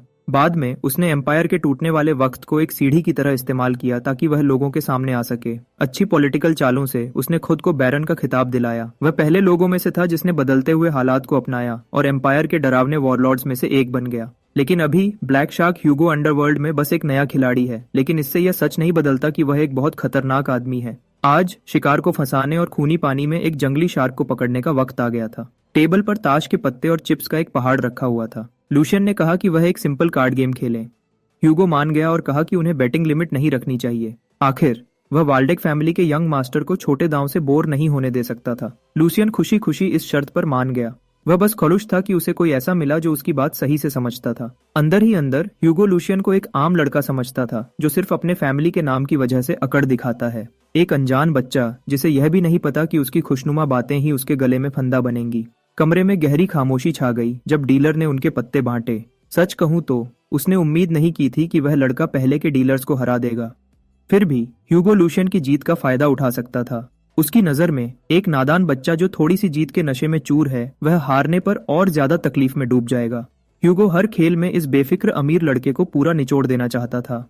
खेल शुरू करने से पहले लूशियन ने ऐसे दिखाया जैसे उसे कुछ याद आया हो जो उसे करना था। एक दूसरे की जेब खाली करने की कोशिश करने से पहले लूशियन ह्यूगो से एक सवाल पूछना चाहता था। यह उनकी पहली मुलाकात थी, लेकिन यंग मास्टर को वह क्रिमिनल मास्टरमाइंड पहले ही काफी पसंद आ गया था। एक नेता को उसके साथियों के आसपास के माहौल से ही जांचा जा सकता है। यह साफ था कि यह गैम्बलिंग डेन कोई कानूनी काम नहीं था। इतने बड़े पैमाने पर एक छुपे हुए बिजनेस को चलाना कोई छोटा काम नहीं है। अगर ह्यूगो कानून की पतली रेखा को पार करता तो वाल्डेक फैमिली को जरूर पता चल जाता और बहुत पहले ही सफाया हो गया होता। ह्यूगो ने कहा कि वह अपनी जगह जानता है और बड़े लोगों को नाराज न करने का ध्यान रखता है। लूशियन वाल्डेक फैमिली का सदस्य हो सकता है, लेकिन उसने ब्लैक शार्क को यकीन दिलाया कि वह सख्त किस्म का आदमी नहीं है। बातों को घुमाने के बजाय लूशियन ने एक सच्चा जवाब मांगा। वह जानना चाहता था कि ह्यूगो मास प्रोडक्शन कब शुरू करने वाला है। बिना पलक झपकाए ब्लैक शार्क ने पूछा कि वह लड़का किस बारे में बात कर रहा था। जब लूशियन ने वेस्ट्रा में तैयार की जा रही उस चीज का जिक्र किया तो ह्यूगो का दिल बैठ गया। वाल्डेक फैमिली के तीसरे यंग मास्टर ने आमतौर पर यह बॉम्ब फोड़ा कि वह उस इलीगल हेलुसिनोजन के बारे में जानता था जिस पर ह्यूगो काम कर रहा था। सच की इस बात ने उस अंडरग्राउंड कमरे की हवा निकाल दी। दरवाजे पर खड़े गार्ड्स भी हैरान रह गए। सब में से हांस सबसे ज्यादा हैरान था और यह साफ दिख रहा था। ह्यूगो ने अपने पत्ते टेबल पर गिरा दिए जब उसका दिमाग सही जवाब सोचने लगा। आखिर में उसने अनजान बनने का फैसला किया, लेकिन उसकी हिचकिचाहट ने साफ कर दिया कि वह घबराया हुआ था। अपने चिप्स के साथ खेलते हुए लूशियन ने अपनी बात पर और जोर दिया। अपने चेहरे पर एक चालाक मुस्कान के साथ उसने यह भी कहा कि वह जानता था कि ह्यूगो को मार्किस लोग्रिन ने काम दिया था। वह हिस्सा हेलुसिनोजेंस वाल्डेक इलाके को इलीगल ड्रग डिस्ट्रीब्यूशन से हिलाने के लिए बनाए गए थे। वह मार्किस की सस्ती चालों को बिल्कुल पसंद नहीं करता था। उसकी राय में अमीर फैमिलीज के बीच एक हद होती है जिसे पार नहीं करना चाहिए। उसने ह्यूगो से पूछा कि क्या वह भी यही सोचता है। लूशियन के इस धोखे को देखने के तरीके से ब्लैक शार्क को ज्यादा असरदार मानना सही होगा। वाल्डेक इलाके में इतना घिनौना जुर्म करने की हिम्मत और कौन कर सकता था उसके अलावा। अगर एक भी छोटी सी गलती हो जाती और वह पकड़ा जाता तो ग्रैंड डची से जुड़े हर कोई उसे टुकड़े टुकड़े कर देता। ग्रैंड ड्यूक के पास जितनी भी ताकत थी वह सब उसे कुत्ते की तरह ढूंढती, बिना किसी छूट के। अभी ह्यूगो का दिमाग उलझा हुआ था। अगर उसने गलत बात कही तो उसे मौत और पूरी तरह से पकड़े जाने का खतरा था। इस इलाके में वाल्डेक फैमिली सबसे बुरा दुश्मन हो सकती है। आमतौर पर यह बात 2 साल तक दुनिया के सामने नहीं आती। उस वक्त के आसपास ग्रैंड ड्यूक को एक रिपोर्ट मिली थी जिसमें उसके इलाके में एक नए ड्रग के फैलने की जानकारी थी। जेक उन सिपाहियों में से एक था जिन्हें ब्लैक शार्क के ठिकाने पर छापा मारने के लिए भेजा गया था, लेकिन वह बहुत देर कर चुके थे। ह्यूगो पहले ही शहर से भाग चुका था और अपने डीएन में किसी भी गलत काम का कोई निशान नहीं छोड़ा था। लूशियन का उस वक्त धोखा खाने का अनुभव अब काफी मददगार साबित हुआ। सब कुछ सामने होने के बाद भी ह्यूगो ने कहा कि जरूर कोई गलतफहमी हुई होगी। उसने कहा कि वह बस एक छोटा सा मैनेजर है जो एक छोटे से गैम्बलिंग जॉइंट में थोड़े पैसे कमाता है और वह कभी ड्रग्स में हाथ नहीं डालेगा। पूरे यकीन के साथ उसने कहा कि कोई जलता हुआ कॉम्पिटिटर उसके खिलाफ झूठी अफवाहें फैला रहा होगा ताकि उसे नुकसान पहुंचा सके। अगर उसे मौका मिला तो उसने खुद उस अफवाह का पता लगाने का वादा किया, क्योंकि वह बड़ा आदमी झुकने को तैयार नहीं था। लूशियन ने कहानी में थोड़ी और जानकारी जोड़ी। उसने ह्यूगो से पूछा कि क्या वह चावल की मिल जो वह चला रहा था वह बस एक आम दुकान थी, और क्या वह अंडरग्राउंड रास्ता जो महल के ठीक बाहर तक जाता था वह बस एक मासूम भागने का रास्ता था। एक आखिरी बार लूशियन ने अपने पहले सवाल का जवाब मांगा, क्या वह मास प्रोडक्शन के स्टेज के करीब है? ह्यूगो अपनी कुर्सी में ढीला पड़ गया। किसी तरह उसे चेकमेट की पोजीशन में फंसा दिया गया था। वह लड़का नकली दुकान और गुप्त रास्ते के बारे में जानता है। अगर वह इतना जानता है तो अब बहाने बनाना बेकार है। एक जंगली जानवर की तरह घिरकर ह्यूगो ने उसी वक्त ड्यूक के तीसरे बेटे को मारने का सोचा। उसके आदमियों ने पहले ही अपने छुपे हुए हथियार निकाल लिए थे। बिना गार्ड्स के एक अमीर लड़के को एक ही झटके में आसानी से मारा जा सकता है। लूशियन ने ब्लैक शार्क को कहा कि वह कुछ ऐसा करने से पहले अच्छे से सोच ले जिसका उसे बाद में अफसोस हो। आखिर वह अपनी जिंदगी को दांव पर लगाकर जुआ खेल रहे थे। उसने ह्यूगो को याद दिलाया कि वह अपनी अगली चाल को ध्यान से सोचे, यह देखते हुए कि वह अपनी इस जगह तक कैसे पहुंचा है। उस बड़े आदमी ने ग्रैंड ड्यूक सिगमंड के बेटे को मारने के बेकार ख्याल को छोड़ दिया। अगर वह पकड़ा गया, और इसके बहुत ज्यादा चांसेस थे कि वह पकड़ा जाएगा, ह्यूगो को ऐसी हालत में डाल दिया जाएगा जहां मौत की भीख मांगना ही रहम का रास्ता होगा। अपनी जान बचाने के लिए उसने अपनी इज्जत को भुला दिया और घुटनों पर गिर गया। पूरी ईमानदारी के साथ उसने ग्रैंड ड्यूक के गुस्से से बचने की भीख मांगी। वह समझ गया था कि यंग मास्टर खुद उसे ढूंढने आया था, बजाय इसके कि वह नाइट्स की फौज के साथ उसके दरवाजे तोड़ देता। अगर वाल्डेक फैमिली के बाकी लोगों को उसके जुर्मों का पता होता तो उसका सर कब का उड़ गया होता। इस वक्त अगर लूशियन उसे कुत्ता बनने को कहता तो वह कुत्ता बन जाता। अगर लूशियन उसे भौंकने को कहता तो वह भौंकता। अगर रेंगने को कहा जाता तो वह रेंगता। ह्यूगो के आदमी उसके पीछे खड़े हो गए और अपने बॉस के साथ झुककर भीख मांगने लगे। वह आदमी जो एम्पायर के भविष्य में सबसे ताकतवर लोगों में से एक बनने वाला था, उसकी ऐसी हालत हो गई थी। थोड़ा सोचने के बाद लूशियन अपनी आरामदायक कुर्सी से उठ खड़ा हुआ। ऐसे काम के कुत्ते को अपने पास रखना बिल्कुल भी बुरा नहीं लगता। आखिर उसे कुछ अच्छे हाथ पैरों की जरूरत थी। यह सुनकर ह्यूगो ने उसकी हर बात मानने की कसम खाई। लेकिन लूशियन ह्यूगो जैसे आदमी के लिए यह नहीं चाहता था। यह थोड़ा बोरिंग होगा। वह जानता था कि ब्लैक शार्क सिर्फ एक शिकारी कुत्ता बनकर कभी खुश नहीं रहेगा। भीख मांगने वाले आदमी की आंखों में आंखें डालकर लूशियन ने सभी लोगों के लिए एक बेहतर डील पेश की। उसने ह्यूगो से पूछा कि क्या वह इसके बजाय नाइट बनने की कोशिश करना चाहेगा।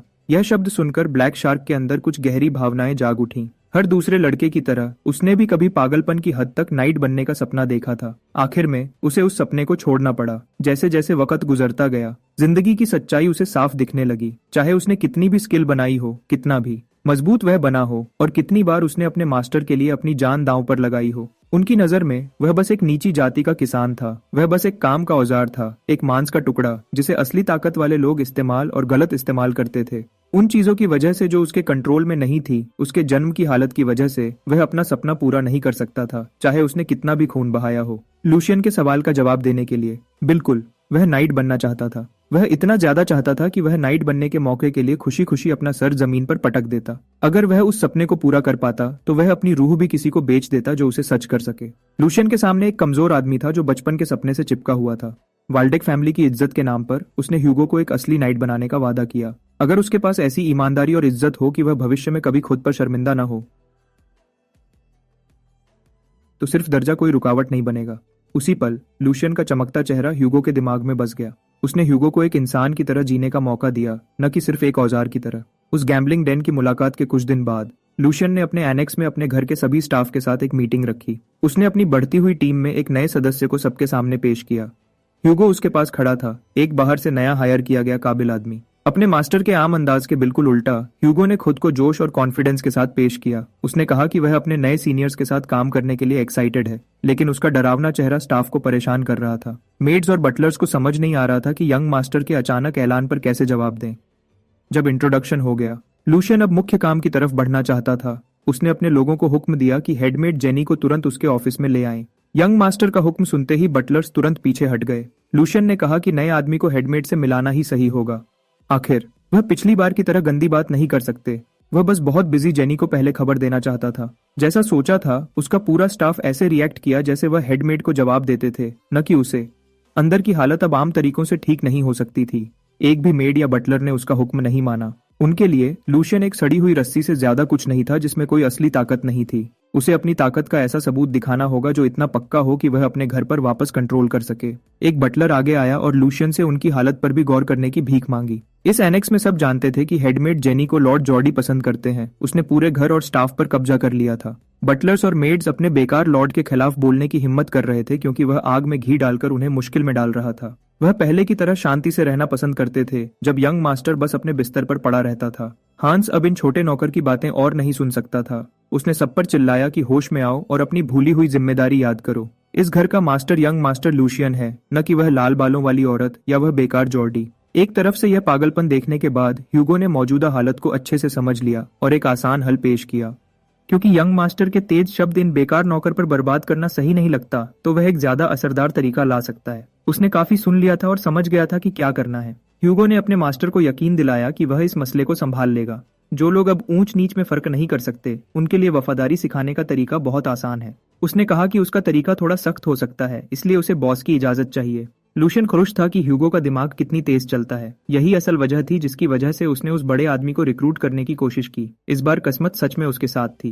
ह्यूगो अभी ड्रग बनाने के शुरुआती दौर में था। अगर यह और आगे बढ़ गया होता तो वह ब्लैक शार्क को कभी अपनी तरफ नहीं ला पाता। उसने ह्यूगो को वही करने की इजाजत दी जो वह दोनों सोच रहे थे। उसने अपने नए भरोसेमंद आदमी को पूरी तरह से सख्ती करने की इजाजत दे दी। काम शुरू करने के लिए ह्यूगो उस प्रोटेस्ट करने वाले बटलर के पास गया, उस छोटे से नौकर पर हावी होते हुए। ब्लैक शार्क को करीब से देखकर कोई भी डर से कांप उठता। उसका डरावना शरीर और कातिलाना नजर सबको हैरान कर देती थी। वह ऐसे लगता था जैसे घिनौने जुर्म करता हो। बटलर ने खुद को यकीन दिलाया कि लूशियन ने जरूर किसी गली के गुंडे को उठाया होगा। उसने अकड़कर उस बड़े बेवकूफ को कुछ सलाह देने की पेशकश की, यह कहकर कि वह इस घर की हालत जानता है, और ह्यूगो को सही तरफ चुनने की चेतावनी दी। उस अकड़ वाले बटलर ने यंग मास्टर जॉर्डी की बेरहमी का डर दिखाकर ह्यूगो को भगाने की कोशिश की। यह सब नौकर मानते थे कि लूशियन के खिलाफ पलड़ा कब का झुक चुका है। यकीनन वह बड़ा गुंडा कुछ पैसों के लिए अपनी जान दांव पर लगाने जितना बेवकूफ नहीं होगा, है ना? ह्यूगो को उस अकड़ वाले बटलर की आखिरी बातें बेकार लगी। उसकी मुट्ठी बटलर के चेहरे पर लगी और उसने उसे हिलाकर रख दिया। एक ही बार काफी था उस आदमी की खोपड़ी को हिला देने के लिए। उस मुक्के में इतनी ताकत थी कि उसने उस घमंडी बटलर को एक गुड़िया की तरह पास की दीवार पर उड़ा दिया। हांस की आंखें बाहर निकलने वाली थीं, जबकि लूशियन खुद को ऐसे जानवर को काम पर रखने के लिए शाबाशी दे रहा था। ह्यूगो धीरे से चलकर बटलर की बेजान बॉडी के पास गया। एक मामूली सा मुक्का ही काफी था उस आदमी की अक्ल ठिकाने लगाने के लिए। बाकी बटलर्स डरते हुए नए आदमी को कासल के अंदर हिंसा करने के लिए डांटने लगे। ब्लैक शार्क पर उनकी खोखली और कमजोर बातों का बिल्कुल भी असर नहीं हुआ। ऐसा ही हुआ कि ह्यूगो पागल लोगों को सबक सिखाने में माहिर है। उसके लिए यह पहला काम बिल्कुल सही था। कुछ देर बाद हाउस के स्टाफ में से किसी भी तरह की नाफरमानी के निशान नहीं दिखे। उन्होंने तो यहाँ तक तीसरे यंग मास्टर का हुक्म मान लिया, हेडमेड जेनी को अंदर लाने का, चाहे उन्हें जोर भी लगाना पड़े। उसके चेहरे पर थप्पड़ का निशान साफ दिख रहा था। जेनी गुस्से से बोली और सबको यकीन दिलाया कि वह उसके साथ ऐसा करने के बाद बच नहीं पाएंगे। उसकी खोखली धमकियों से डरने की बजाय सुधरे हुए बटलर्स ने उसे चुप रहने और चलने को कहा। उसे हमेशा हुक्म चलाने की आदत थी। उसे लोगों का उस पर आवाज उठाना पसंद नहीं था। वह बकबक करती रही उन लोगों को सजा देने के बारे में जो उसके खिलाफ थे। तभी रुकी जब लूशियन के ऑफिस का दरवाजा खुला। उसके सामने एक अजीब सा नजारा था। उसकी बात मानने वाले मेड्स और बटलर्स जमीन पर घुटने टेकने पर मजबूर थे, अपनी गलतियों पर सोचने के लिए। जेनी के लिए उनका डर, ह्यूगो ने जो डर उन्हें दिखाया था, उसने उस डर को खत्म कर दिया था। इसी बीच तीसरा यंग लॉर्ड खिड़की के पास खड़ा था, हाथ पीछे बंधे हुए थे, अपनी शक्ति बढ़ा रहा था। वह रोकी हुई हेडमेड की तरफ मुड़ा और उसे देखकर मुस्कुराया और हाथ हिलाया। वह खुश था यह देखकर कि उसके एम्प्लॉयज आखिरकार अपना काम सही से कर रहे हैं। लूशियन ने उसके गाल पर थप्पड़ का निशान देखा और लड़के के जोश को माफ कर दिया। जेनी गुस्से से फट पड़ी। उसे यकीन था कि उसका मामूली सा यंग मास्टर उसके साथ ऐसा करने के बाद बच नहीं पाएगा। उसने लूशियन के सामने झुकने से मना कर दिया, जैसे बाकी सबने किया था, और दोहराती रही कि उसका यंग मास्टर जॉर्डी इस हरकत को कभी माफ नहीं करेगा।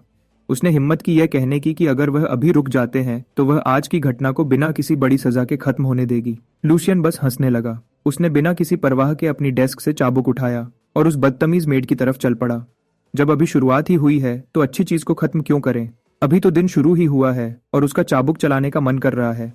उसने हेडमेड जेनी से कहा कि वह जो चाहे कह ले, उसे जो कुछ भी कहना है अभी कह ले, क्योंकि आज का दिन खत्म होने से पहले वह नरक के दरवाजे पर दस्तक दे रही होगी। सजा ए मौत एक तरीका है जो पुराने जमाने से इस्तेमाल होता आया है गलत काम करने वालों को चेतावनी देने के लिए। यह दिखाने वाला भी है और असरदार भी। तलवार के पास वजह होती है, एक साफ निशाना, और सबसे बढ़कर यह उन लोगों पर एक गहरा असर छोड़ता है जिन्होंने उसे होते हुए देखा।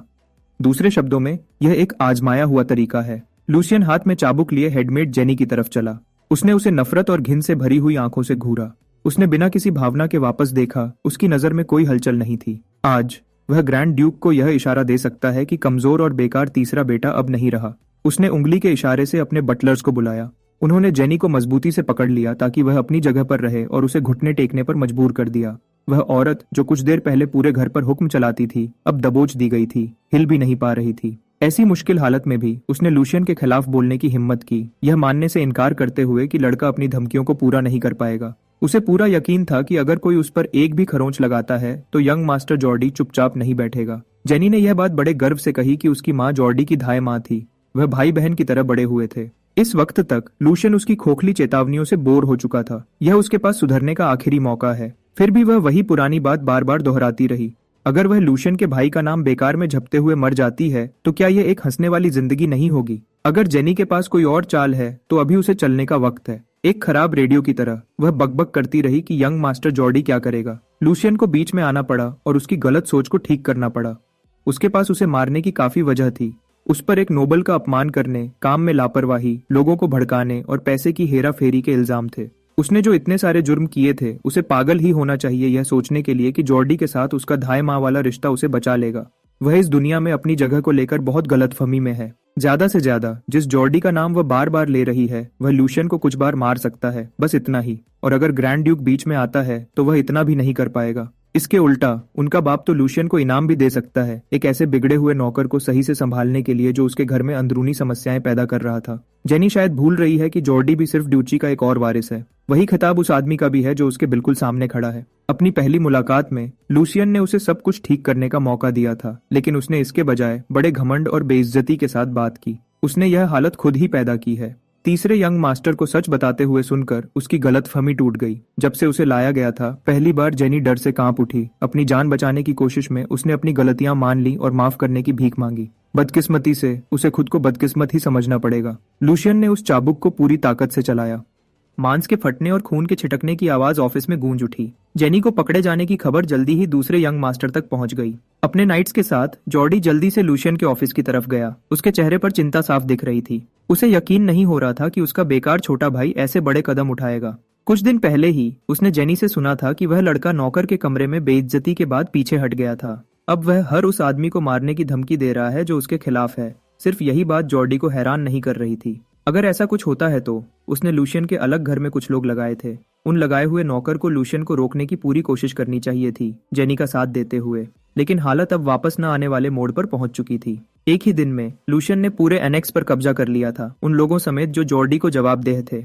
नाइट्स ने अपने यंग मास्टर को यकीन दिलाया कि खबरें गलत होंगी, इसलिए उन्हें थोड़ी देर के लिए शांत हो जाना चाहिए। उन्होंने सोचा कि डरपोक लूशियन में किसी को नुकसान पहुंचाने की हिम्मत नहीं है। सबसे बढ़कर उन्होंने अभी भी माना कि तीसरा यंग मास्टर उनके लॉर्ड जॉर्डी से दुनिया में सबसे ज्यादा डरता है। यह बातें सुनकर जॉर्डी शांत हो गया। यह तब तक था जब तक उन्होंने चाबुक के मांस में घुसने की आवाज और उसके बाद की दर्द भरी चीख नहीं सुनी। जॉर्डी ने लूशियन के ऑफिस का दरवाजा जोर से खोला। उसकी आंखें तुरंत चाबुक की तरफ गईं, जिससे ताजा खून पूरे फर्श पर टपक रहा था। लूशियन जेनी के पीछे खड़ा था। उसकी पीठ बुरी तरह से कटी हुई थी और उसके ताजा जख्मों से खून बह रहा था। यह एक ऐसा नजारा था जिसे जॉर्डी ने कभी नहीं सोचा होगा। यहाँ तक कि जालिम जॉर्डी भी ऐसे दर्दनाक नजारे से हैरान रह गया। जब उसने अपनी मौजूदगी का एहसास दिलाया, लूशियन ने बस पूछा कि उसका इज्जतदार भाई उसके इलाके में क्यों आया है। उसने उनका सही से स्वागत न करने के लिए माफी मांगी। वह अभी थोड़ा बिजी है, इसलिए जॉर्डी और उसके नाइट बाद में वापस आ सकते हैं। अपने घर में नाफरमानी की जड़ को उखाड़ना कुछ लोगों के लिए मुश्किल हो सकता है। अपने भाई की मौजूदगी को नजरअंदाज करते हुए उसने ह्यूगो से जेनी को फिर से सीधा खड़ा करने को कहा। दूसरे यंग मास्टर ने अपने नाइट्स ओलिवर और गर्ट को हुक्म दिया कि वह बीच में कूदकर जेनी को तुरंत उसके पास ले आएं। ओलिवर और गर्ट ने अपने मास्टर की बात सुनी और आगे बढ़े। जवाब में लूशियन ने ह्यूगो को एक खतरनाक हुक्म दिया। अगर कोई भी उसकी जगह से 3 कदम के अंदर आता है तो ह्यूगो हेडमेड का गला काटने के लिए आजाद है। लूशियन खुशी खुशी इसके बाद की पूरी जिम्मेदारी लेगा। उसकी पागल आंखें देखकर ओलिवर और गर्ट तुरंत रुक गए। हाथ में तेज धार वाला हथियार लिए ह्यूगो ने अपने बॉस को यकीन दिलाया कि वह गला काटने का काम संभाल लेगा, इसलिए यंग मास्टर लूशियन बेफिक्र रह सकते हैं। हथियार की नोक जेनी के मांस को छूती है और ज्यादा खून निकलता है। वह बस अपने प्यारे लॉर्ड जॉर्डी के लिए चीख सकती थी। दूसरे यंग मास्टर ने ब्लैक शार्क से मिन्नत की कि वह तुरंत खंजर छोड़ दे। उसने ऐलान किया कि अगर उसके हुक्म नहीं माने गए तो सिर्फ ह्यूगो का ही नहीं बल्कि उसके पूरे परिवार का सर काट दिया जाएगा। उनके कटे हुए सर शहर की दीवारों पर लटका दिए जाएंगे। ह्यूगो ने जॉर्डी की मामूली धमकी पर पलक तक नहीं झपकाई। उसका मास्टर लॉर्ड लूशियन है, उसे किसी और का हुक्म मानने की कोई वजह नहीं है। बाद में जो भी हो वह अपना फर्ज निभाएगा और अपने मास्टर की मर्जी पर चलेगा। जॉर्डी को तुरंत एहसास हुआ कि इस हालत में उसके पास कोई ताकत नहीं है। उसने अपना सवाल लूशियन की तरफ मोड़ दिया। अपने छोटे भाई से पूछा कि जेनी ने ऐसा क्या किया था जिसके लिए उसे इतनी कठोर सजा मिल रही है। लॉर्ड लूशियन ने जल्दी से उसके जुर्म गिनाए। अपने से बड़े लोगों का अपमान करना, हुक्म न मानना और हाउस के बजट में हेरा फेरी करना, वह तो बस एक सही सजा दे रहा है।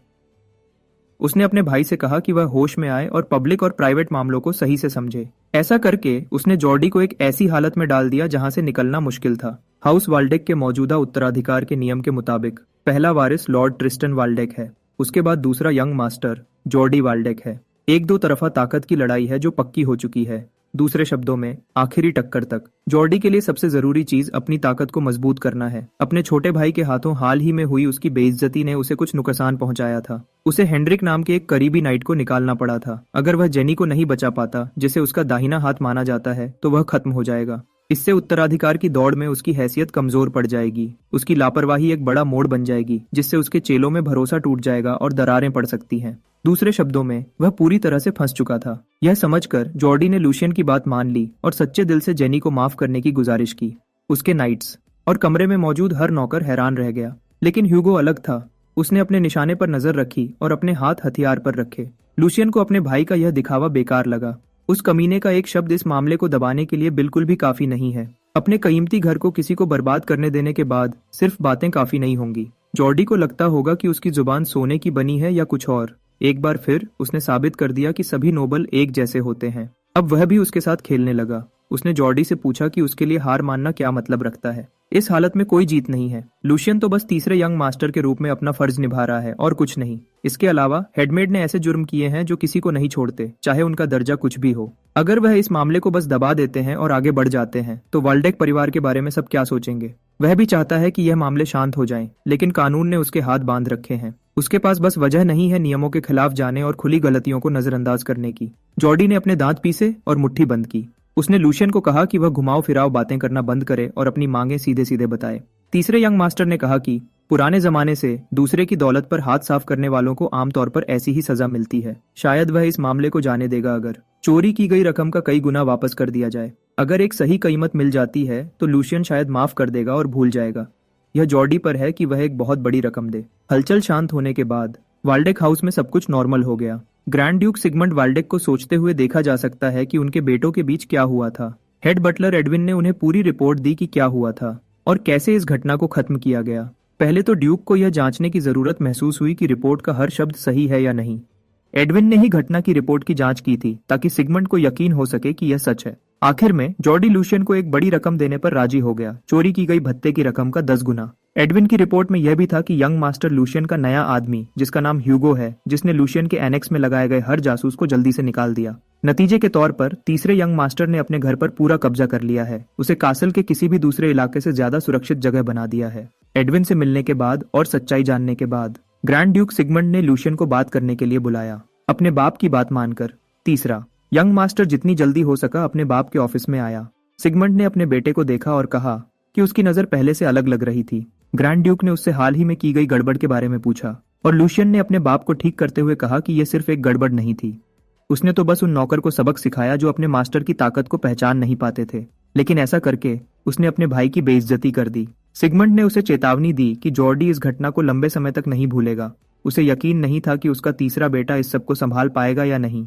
लूशियन ने इस बात को गलत बताया कि कुछ संभालने जैसा है या नहीं, अपनी बात पर अडिग रहते हुए कि उसने तो बस सही नियम और व्यवस्था बनाए रखी जैसे नोबल करते हैं। अगर वह ऐसे साफ फर्ज से बचता है भविष्य के नतीजे के डर से, तो वह वाल्डेक नाम को गर्व से कैसे उठा पाएगा। उन्होंने तो बस एक फैसला किया जो उनके परिवार के नाम पर शर्म नहीं लाएगा। उसके बाप को उसका जवाब पसंद आया। ग्रैंड ड्यूक ने चेतावनी दी कि जॉर्डी भविष्य में भी लड़ाइयां करता रहेगा। अगर ऐसा होता है तो लूशियन को जवाब देने का हक रहा है, लेकिन उसे यह याद रखना चाहिए कि झगड़ों को इतना न बढ़ाए कि घर और उनकी इज्जत को नुकसान पहुंचे। सिगमंड ने यह भी जोर दिया कि वह जॉर्डी का साथ देगा, चाहे कौन सही हो या गलत।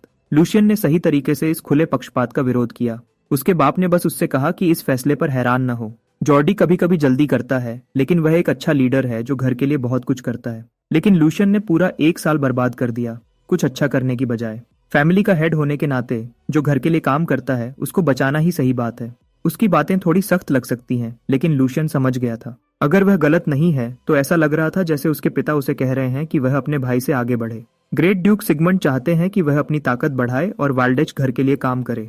ऐसा करेगा तो उसे अपने सवालों का जवाब मिल जाएगा। लूशियन समझ गया कि यह आदमी उसके अंदर डर पैदा कर रहा था ताकि वह और तेज दौड़े। अगर वह अब भी ऐसी पक्की बात कह रहा है तो इसका मतलब है कि जल्दी ही अगला लीडर कौन होगा यह तय हो जाएगा। एक अलग तरीके से उसे अपने पिता की घुमाव फिराव वाली सलाह अच्छी लगी कि वह हर मौके को पकड़े अपने दूसरे भाइयों से आगे बढ़ने के लिए, इससे पहले कि देर हो जाए। उसने सोचा, क्या सब पिता ऐसे ही होते हैं? अगर ग्रैंड ड्यूक अपने बच्चे के लिए इतना चिंता कर रहे हैं तो लूशियन ने सोचा कि वह उनकी मदद करे और कुछ अच्छे पॉइंट्स भी बना ले।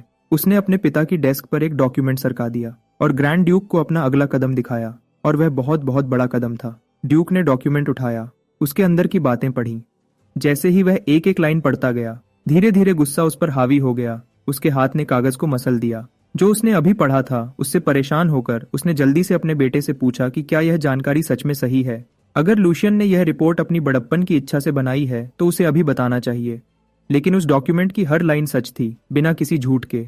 इसके अलावा उसने पहले ही एक अंदर के आदमी को पकड़ लिया था जो मार्किस लोग्राउंड के कहने पर ड्रग्स फैला रहा था। उसने अपने पिता से कहा कि वह अच्छी तरह से जांच करें। ग्रैंड ड्यूक के रिएक्शन से लग रहा था कि वह सिर्फ जांच से ज्यादा कुछ करने वाले हैं। पूरा कमरा सिगमंड की घुटन भरी शक्ति से भर गया। उसका गुस्सा माना के रूप में बाहर निकल रहा था। उसने बर्नहार्ड लोग्रांड को गाली दी, वह बेशर्म मार्की का बेटा। एक दूसरे नोबल ने वाल्डेक इलाके को खतरनाक चीजों से गंदा करने की हिम्मत की। इस बात का जवाब जरूर देना होगा। पहली बार लूशियन ने उस तलवार की ताकत महसूस की जो एम्पायर को बचाती है। वाल्डेक घर का मालिक ऐसा नहीं है जिससे कोई पंगा ले। इस तरह से उसे भी कुछ नुकसान हो सकता है। अपने पिता के गुस्से से आगे बढ़ते हुए लूशियन ने और बोलने की हिम्मत की। उसने सोचा कि अगर वह यह बात सम्राट को बताते भी हैं तो लोग्रन घर के पास इतना टाइम होगा कि वह किसी को बलि का बकरा बनाकर सजा से बच जाएंगे। सारा काम छोटी व्यापारिक कंपनियों बहावन मर्चेंट गिल्ड के जरिए हुआ था। ऊपर से मार्क्यूसेट्स की सीधी शामिल होने का कोई निशान नहीं है, और ज्यादा जोर लगाना और गहराई में जाना चीजों को और खराब ही करेगा। अभी सम्राट अलग अलग ग्रुप्स की लड़ाइयों से बच रहे हैं और एम्पायर को इस मामले में बीच में आकर सुलह करानी पड़ेगी। थोड़ा शांत होने के बाद सिगमंड अपने बेटे की राजनीति की समझ से प्रभावित हुए। लूशियन ने सोचा कि उनके बड़े घर के खिलाफ इतना बड़ा गलत काम करने के बाद भी मार्किस लोग्रान को बस हल्की सी सजा मिलेगी, शायद कुछ पैसे का नुकसान होगा और बस। वाल्डेक घर के खिलाफ देशद्रोह का जुर्म करने की हिम्मत की। क्या उनका कम से कम एक हाथ नहीं काट देना चाहिए? अपने बेटे के सुझाव पर थोड़ी देर सोचने के बाद ग्रैंड ड्यूक बैठ गए और अपने जज्बातों को काबू किया। वह पूरी डिटेल में सुनना चाहते थे कि यह लड़का ऐसी मुश्किल सिचुएशन को कैसे हैंडल करेगा। खुशकिस्मती से लूशियन तैयार था। उसने मार्किस को फंसाने का तरीका पहले ही ढूंढ लिया था। प्लान में एक अंदर का आदमी शामिल है जो हाल ही में उसकी तरफ आ गया है, जिसका नाम ह्यूगो है। उस आदमी के पास कोई टाइटल नहीं है, लेकिन उसने लोग्रन का बहुत भरोसा जीता है और जल्दी ही बड़े लेवल पर पहुंच गया है। सिगमंड को याद आया कि उसने इस बाहर वाले आदमी के बारे में हेड बटलर की पूरी रिपोर्ट में कुछ सुना था। उसे लगा जैसे उसके बेटे ने शुरू से ही इस सिचुएशन का अंदाजा लगा लिया था। एक गद्दार का इस्तेमाल करके उलटा जाल बिछाना जरूर अच्छा लगता है। मार्कोसेटिस के नजरिए से एक वफादार एग्जीक्यूटिव के हाथों धोखा होना मुश्किल होगा। पहले ही जमीन तैयार कर दी थी ताकि ऐसा लगे कि ड्रग का उत्पादन ठीक से चल रहा है। जल्दी ही लोग्रन का कोई बड़ा आदमी सीधे तौर पर शामिल होगा। इस प्लान के राजनीतिक असर को देखते हुए इस मामले को हल्के में नहीं लिया जा सकता। यह प्लान अच्छा लगता है, लेकिन इसमें एक बहुत बड़ी कमी है। वह सब कुछ एक ही चीज पर दांव लगा रहे हैं, एक गली के व्यापारी पर। ग्रैंड ड्यूक ने अपने बेटे को याद दिलाया कि इंसानी फितरत को बदला नहीं जा सकता। वह किसी ऐसे आदमी के साथ एक कदम भी नहीं चल सकते जिस पर भरोसा न हो। लूसियन ने कहा कि वह उस आदमी पर भरोसा नहीं करता, बल्कि उसकी अंदर की इच्छा पर। ह्यूगो एक ऐसा आदमी है जो नाइट बनने के लिए कुछ भी करेगा ताकि उसका नाम पूरे एम्पायर में जाना जाए। वह इतना मोटिवेटेड है कि अपना नाम इतिहास में दर्ज कराना चाहता है। वह एक ऐसे आदमी पर भरोसा कर सकते हैं जो पागलपन की हद तक एक सपना चाहता है। लूशियन उस सपने पर भरोसा करने को तैयार है, क्योंकि वह अपनी पिछली जिंदगी में भी एक पागल सपने देखने वाला था। यह सच में एक जज्बाती वजह है जिसे ग्रैंड ड्यूक सपोर्ट करने में हिचकिचा रहे थे। अगर प्लान बिगड़ जाता है तो लूशियन जिम्मेदारी से भागने वाला नहीं है। उसके नीचे काम करने वाले की गलती आखिर में उस पर ही आएगी, भले ही उसे अपनी जान दांव पर लगानी पड़े। वह मौका लेने को तैयार है। सिगमंड समझ गए कि उसका बेटा हर बात सच कह रहा है। अभी के लिए वह इस आइडिया पर और सोचेगा। जब लूशियन का शरीर ठीक हो जाएगा तो उसने लड़के को ट्रेनिंग ग्राउंड में आने को कहा। ग्रैंड ड्यूक ने आखिरकार उसे लायन हार्ट तलवार के लायक समझा। अब से लूशियन को फैमिली का अगला हेड बनने के उम्मीदवारों में से एक माना जाएगा। उस रात बाद में हिगमंड अपनी लाइब्रेरी में देर तक काम करता रहा। उसने लूशियन के साथ जो बात की थी वह एडविन को बताई, और हेड बटलर ने इतनी बड़ी गलती के लिए माफी मांगी। बूढ़े आदमी को शर्म आई कि केलहाइम में, जो वाल्डेक घर का दिल है, इतनी बुरी चीज उसकी जानकारी के बिना हो रही थी। ग्रैंड ड्यूक ने जिम्मेदारी ली कि उसने एडविन को सिर्फ सीमा के मामलों पर ध्यान देने को कहा था। हेड बटलर पहले ही बहुत थका हुआ है। वह खुशकिस्मत थे कि लूशियन ने इस गड़बड़ को कंट्रोल से बाहर होने से पहले ही ढूंढ लिया। बर्नहार्ड लोग्रेन ने अपनी पूरी कोशिश की थी कि वह अपना हाथ छुपा सके। इस ड्रग का मकसद न तो पैसा कमाना था और न ही ताकत बढ़ाना। इसका खास मकसद वाल्डेक्स घर की इज्जत को खराब करना था। लोग्रन्स शायद ऐसी गंदी चालाकियों का इस्तेमाल बाद में और प्लान बनाने के बहाने के रूप में करना चाहते हैं। एम्पायर की मौजूदा हालत जानते हुए भी कुछ नोबल अभी भी राजनीति में अंधे हैं। इससे भी ज्यादा जरूरी, सिगमंड ह्यूगो नाम के आदमी पर और गहराई से रिपोर्ट चाहते थे। एडविन की रिसर्च के मुताबिक ह्यूगो ऊपर से एक मामूली गुंडा है जो एक जुए का अड्डा चलाता है। असल में वह एक नई ऑर्गेनाइजेशन का लीडर था जो तेजी से अंडरवर्ल्ड पर कब्जा कर रही थी। कागज पर वह ऐसा आदमी नहीं है जो किसी के नीचे काम करे, इसलिए तीसरे बेटे का ब्लैक शार्क को काबू करना और भी ज्यादा असरदार लगता है। एडविन ने इस शानदार कदम को लूशियन की कमाल की ग्रोथ का नतीजा बताया। किसी वजह से ग्रैंड ड्यूक को यह एहसास नहीं छोड़ रहा था कि लूशियन के बदलाव में जितना दिखता है उससे कहीं ज्यादा है। ह्यूगो अंडरवर्ल्ड में खड़ा रहा और सफल हुआ, जहां चालाकी और बेरहमी चलती थी। अगर वह एक बेवकूफ होता जो बचपन के सपने पूरे करने की खोखली बातों पर भरोसा करता, तो उसे बहुत पहले ही कुचल दिया गया होता। उस चालाक अपराधी ने जरूर लूशियन की असली ताकत को देखा होगा, एक ऐसे लॉर्ड के रूप में जिस पर अपनी जान दांव पर लगाई जा सके। यह प्लान से पहले है, लेकिन क्योंकि लूशियन अपनी कला दिखाता जा रहा है, सिगमंड को लगा कि उसके लिए रास्ता खोलना सही है। कल से ग्रैंड ड्यूक ने फैमिली की गुप्त टेक्निक भूले हुए तीसरे बेटे को सिखाने का प्लान बनाया है, और उसके तलवारबाजी के टीचर के रूप में कौन होगा? सिगमंड के दिमाग में पहले से ही कोई है, सर आइजन, एक ऐसा नाम जिसे एम्पायर का हर तलवारबाज जानता है। बूढ़े आदमी की शांति को उसकी बुढ़ापे में तोड़ना दुख की बात है। लूशियन को अपने साथ लेना उसके लिए भी जरूर एक खास समय होगा। अब समय आ गया है कि सर आइजन को उसकी अकेली रिटायरमेंट ट्रेनिंग से बाहर निकाला जाए। लूशियन को फैमिली हेड बनने के उम्मीदवारों में से एक के रूप में ऑफिशियली मान लिए जाने की खबर उसके घर भेजी गई। हांस को यकीन नहीं हुआ कि यंग मास्टर, जिसे पहले ही जल्दी से बच्चे पैदा करने के लिए मजबूर किया गया था, जो कुछ समय पहले एक दुखी हालत में था, उसने अपनी जिंदगी पूरी तरह बदल दी थी। वह पर्सनल नौकर लूशियन से एक रोते हुए बच्चे की तरह चिपक गया। ह्यूगो को बीच में आना पड़ा और उसे उठाना पड़ा जैसे उसका कोई वजन ही न हो। साइज और एक्सपीरियंस में फर्क होने के बावजूद ह्यूगो हांस को इज्जत से अपना सीनियर कहता है। ब्लैक शार्क ने सोचा कि यंग मास्टर की टैलेंट को देखते हुए अगला लीडर चुना जाना बिल्कुल नॉर्मल था। अपने मास्टर के भविष्य के रास्ते को देखते हुए उसने सीनियर हांस से कहा कि वह लूशियन के राइट हैंड मैन के रूप में सही से काम करे। यंग मास्टर का राइट हैंड मैन कहलाना और हांस के दिमाग को शानदार ख्यालों से भर दिया। खुद को पूरा मुस्कुराने से नहीं रोक पाया, जबकि वह नम्रता से कह रहा था कि उसमें अभी भी बहुत कमी है। ह्यूगो जैसे केपेबल जूनियर के होते हुए वह ये टाइटल लेने की हिम्मत नहीं करेगा। ह्यूगो ने हांस के झूठे नम्रता वाले एक्ट में उसका साथ दिया, उसकी तारीफ करते हुए उसे बच्चे की तरह ऊपर नीचे उठाता रहा। जिस तरह से ब्लैक शार्क ने हांस को हैंडल किया, उससे जरूर पता चला कि एक एक्सपीरियंस्ड एम्प्लॉई कितना फर्क ला सकता है। लूशियन ने ह्यूगो की बातों के सपोर्ट में बोला, खबर ऑफिशियली बाकी फैमिली को बताने से पहले हांस और ह्यूगो ने लूशियन से पहले सुनी थी। हमें मानना पड़ेगा कि हांस का नरम स्वभाव कभी कभी उसकी कमजोरी लग सकता है, फिर भी वह लड़का सच में अपने यंग मास्टर की परवाह करता है।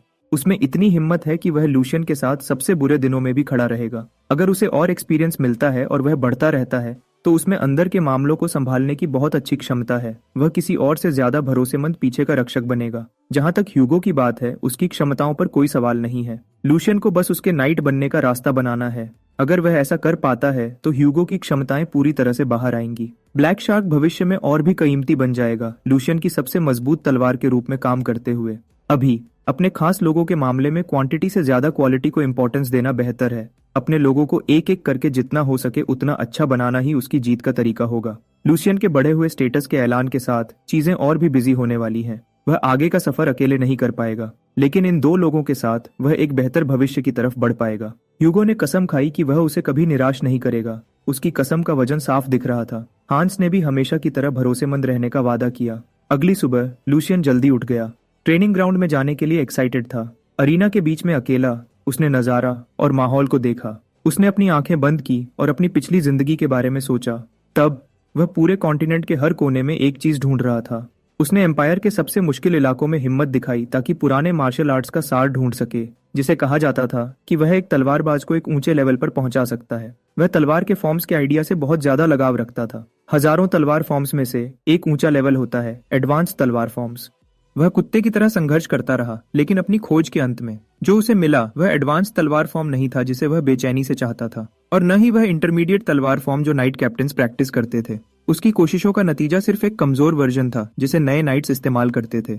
उसे इस कड़वी सच्चाई का सामना करना पड़ा कि असली ताकत नोबल खून के बिना नहीं मिल सकती। एक मामूली मर्सेनरी के रूप में एक कमजोर तलवार फॉर्म सीखने का छोटा सा मौका भी बहुत बड़ी किस्मत माना जा सकता था। जब भी वह जंग के मैदान में अपने स्क्वाड मेंबर्स को नहीं बचा पाया, उसे याद दिलाया गया कि वह कितना छोटा है। एक असली तलवार फॉर्म की प्यास और इच्छा ने उसे और भी सताया। जो चीज वह पहले इतनी गहराई से चाहता था वह अब उसकी पहुंच में है। वह सिर्फ वाल्डेक फैमिली के अगले लीडर के उम्मीदवारों और उनके सबसे खास सहायकों को सिखाई जाती है। यह एक पुरानी तलवार फॉर्म है जो एडवांस्ड तलवार फॉर्म से भी कहीं ज्यादा बेहतर है। आज वह दिन है जब उसे लायन हार्ट तलवार सीखने का मौका मिलेगा। उसका दिमाग संभावनाओं से भरा हुआ था। वह सच में कितना बड़ा तलवारबाज बन सकता है, यह जानते हुए कि वह अपने सपने को पूरा करने से बस कुछ ही दूर है। शुरू करने से पहले ही उसे घबराहट हो रही थी। लेसन अभी बहुत दूर है। वह सुबह से इतना एक्साइटेड है कि घंटों से अरीना में घूम रहा है। लेसन शुरू होने से पहले माना सर्कुलेशन से अपने दिमाग को शांत करना उसके समय का बेहतर इस्तेमाल होगा। अपनी पिछली जिंदगी में सही ट्रेनिंग के बिना उसने तलवारबाजी चोरी करके या टुकड़ों में जानकारी इकट्ठी करके सीखी थी। उसका कोई मास्टर नहीं था। दिन भर देते की देतेगी वह जिंदगी में मिले इस दूसरे मौके की और ज्यादा कदर करने लगा। लूशियन अरीना के बीच में बैठा था, पैर मोड़कर ध्यान की मुद्रा में। उसे पता नहीं था कोई ऊपर से देख रहा था। वह कोई लूशियन को चुपचाप देख रहा था जब वह पूरी शांति में ध्यान कर रहा था। वह कोई और नहीं, सर आइजन थे। वह कुछ देर से देख रहे थे, फिर भी लड़के का ध्यान बिल्कुल नहीं हटा था। उन्होंने सोचा कि तीसरे यंग मास्टर को अपने पिछले रूप को छोड़ने के लिए कुछ तो हुआ होगा। वह लड़का जो सिर्फ डरता और छुपता था अब एक अनुशासित आदमी बन गया था। शुरू में सर आइजन ग्रैंड ड्यूक के बुलावे से हैरान थे, जिसमें लूशियन के तलवारबाजी इंस्ट्रक्टर के रूप में काम करने का ऑफर था। ड्यूक सिगमंड ने माना कि वह पहले इस बच्चे पर लगभग हार मान चुके थे। सोचा था कि कोई उम्मीद नहीं है, लेकिन लूशियन के अभी वाले रूप को देखकर वह उस लड़के में बहुत सारी कीमती चीजें देख सकते थे। ग्रैंड ड्यूक ने इस काम को बूढ़े आदमी के लिए एक छोटा सा मनोरंजन बताया। उनकी आंखों ने सिगमंड की असाधारण टैलेंट को पहचानने की क्षमता पर भरोसा किया, लेकिन टैलेंट से ज्यादा किसी और चीज ने ग्रैंड ड्यूक को आकर्षित किया। जिस चीज ने उसे सच में हैरान किया वह लूशियन की सोच थी। वह इसे शब्दों में बयान नहीं कर सकते थे, लेकिन उन्हें यकीन था कि सर आइजन समझ जाएंगे कि उनका क्या मतलब है जब वह लड़के को खुद देखेंगे। अभी की बात पर वापस आते हैं। सोर्ड सेंट आइजनब्राइटर वही देख रहे थे जिसके बारे में सिगमंड बात कर रहे थे। इस दुनिया में एक सोर्ड सेंट एक ऐसा सुपर ह्यूमन होता है जो सर्कुलेशन की सबसे ऊंची सीमा तक पहुंच गया है। वह कुछ खास लोग जिन्होंने पूरी तरह से जागृति पा ली है। यह एक सबसे बड़ा टाइटल है जो उन्हें दिया जाता है जिन्होंने तलवारबाजी की सबसे ऊंची चोटी हासिल की है। एम्पायर के लंबे इतिहास में सिर्फ कुछ ही लोग उस चोटी तक पहुंचे हैं। पूरे एम्पायर के तलवारबाजों के लिए वह भगवान से कम नहीं है। इतनी बड़ी शख्सियत लूशियन के सामने खड़ी है। यंग मास्टर का मुंह खुला का खुला रह गया। आखिर हर दिन तो भगवान नहीं मिलते। सोर्ड सेंट आइजनब्रिंटर एक बूढ़े आदमी जैसे दिखते हैं, जिनके सर पर सफेद बाल हैं और उन्होंने आम ट्रेनिंग के कपड़े पहने हैं। उन्होंने लूट आए चियन को अदब से झुककर सलाम किया।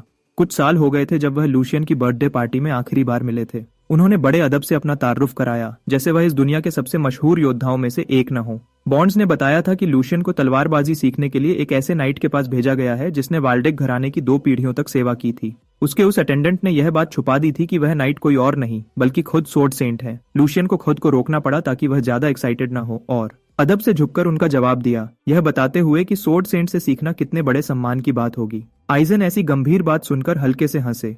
उन्होंने कहा कि अब वह सिर्फ एक आम बूढ़े आदमी है जिनका नाम ज्यादा बड़ा बना दिया गया है और एक बड़े घराने का अगला मुखिया बनने वाला इंसान इतनी आसानी से अपना सर नहीं झुकाना चाहिए। लूशियन ने कहा कि भले ही उसकी जिम्मेदारी अपने परिवार की इज्जत बनाए रखना है, लेकिन वह सोर्ड सेंट जैसे बड़े इंसान के सामने कभी भी अदब में कमी नहीं करेगा, चाहे उनका रिश्ता मास्टर और नौकर का हो। आइजन एक ऐसे इंसान हैं जो पूरे सम्मान के लायक हैं। बच्चे को इतना एक्साइटेड देखकर बूढ़े आदमी को थोड़ा अजीब लगा। उन्होंने मान लिया और यंग लॉर्ड को वैसे ही करने दिया जैसे उसे ठीक लगे।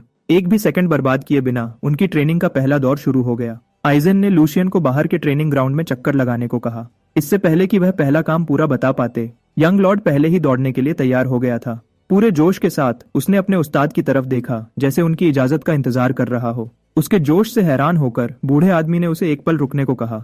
आइजन को समझ नहीं आया कि बच्चे ने कोई सवाल क्यों नहीं पूछा। वह क्यों दौड़ रहा था, कितना दौड़ना था, इस खास एक्सरसाइज का क्या मतलब था। ज्यादातर शरीफ बच्चे तो पूरी ताकत लगाने से पहले ऐसे ही सवालों की बारिश कर देते। बेशक लूशियन को भी जानने की इच्छा थी, लेकिन उसने सोचा कि उसे दौड़ने को कहा गया है क्योंकि यह जरूरी है।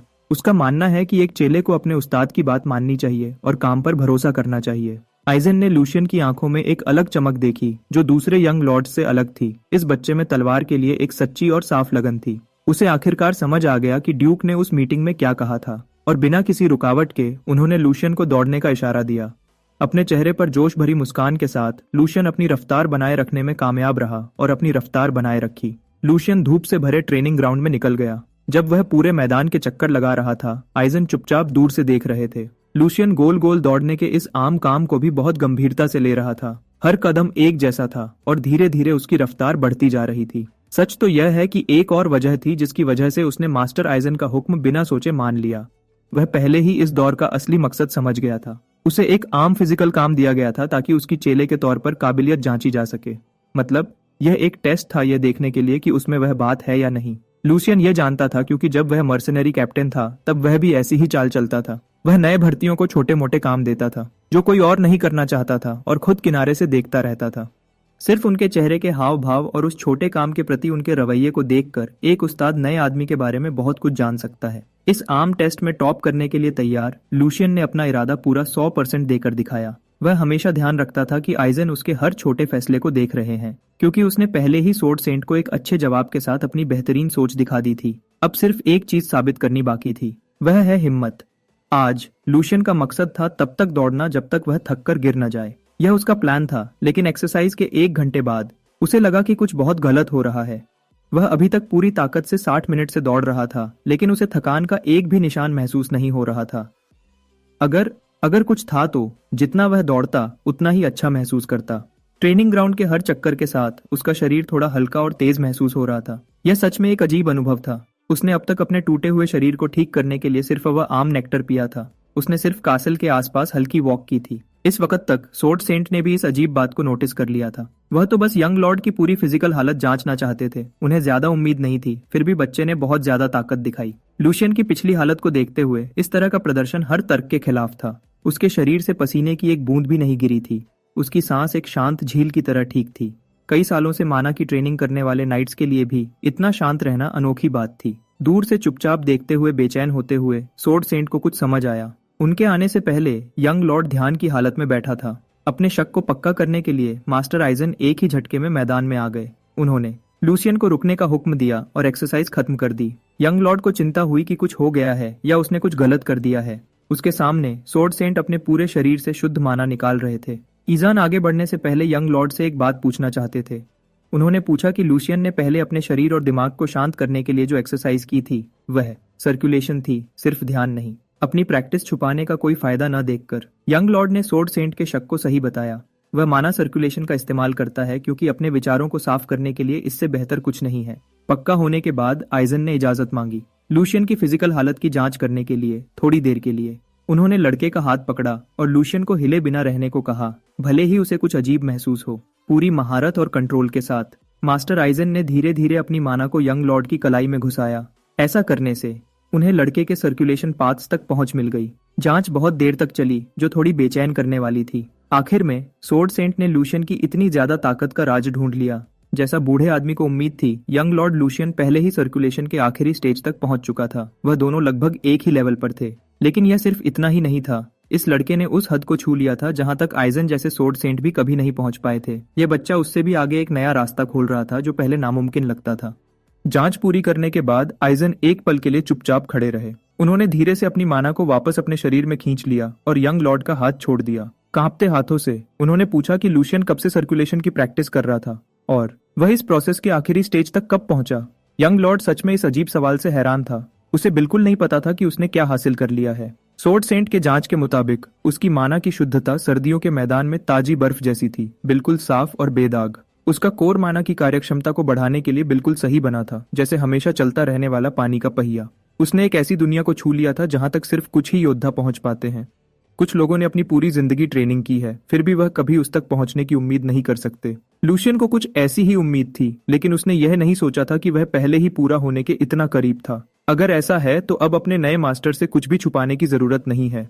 उसके पास अपनी हालत के बारे में बहुत सारे सवाल थे, ऐसे सवाल जिनका जवाब सिर्फ सोर्ड सेंट जैसा कोई दे सकता था। लूशियन ने बताया कि लगभग एक महीने पहले उसने खुद ही अपनी माना को सर्कुलेट करना शुरू किया और पाया कि उसके सारे रास्ते शुरू से ही खुले हुए थे। उसने सुना था कि सर्कुलेशन में दर्द और रुकावटें होती हैं, फिर भी उसे कोई रुकावट या तकलीफ महसूस नहीं हुई। इस बच्चे ने सोर्ड सेंट की उम्मीदों से कहीं ज्यादा कर दिखाया। खुद को जीनियस माने जाने वाले वह कई दशकों की मेहनत के बाद ही इस मुकाम तक पहुंचे थे। यंग लॉर्ड को देखकर शायद वह पौराणिक तलवारबाज जो पहाड़ों को चीर सकते थे और समुंदर को अलग कर सकते थे, वह सिर्फ कहानियां नहीं थे। शायद वह सच में थे, मुझे नहीं पता। शायद वह सच में थे।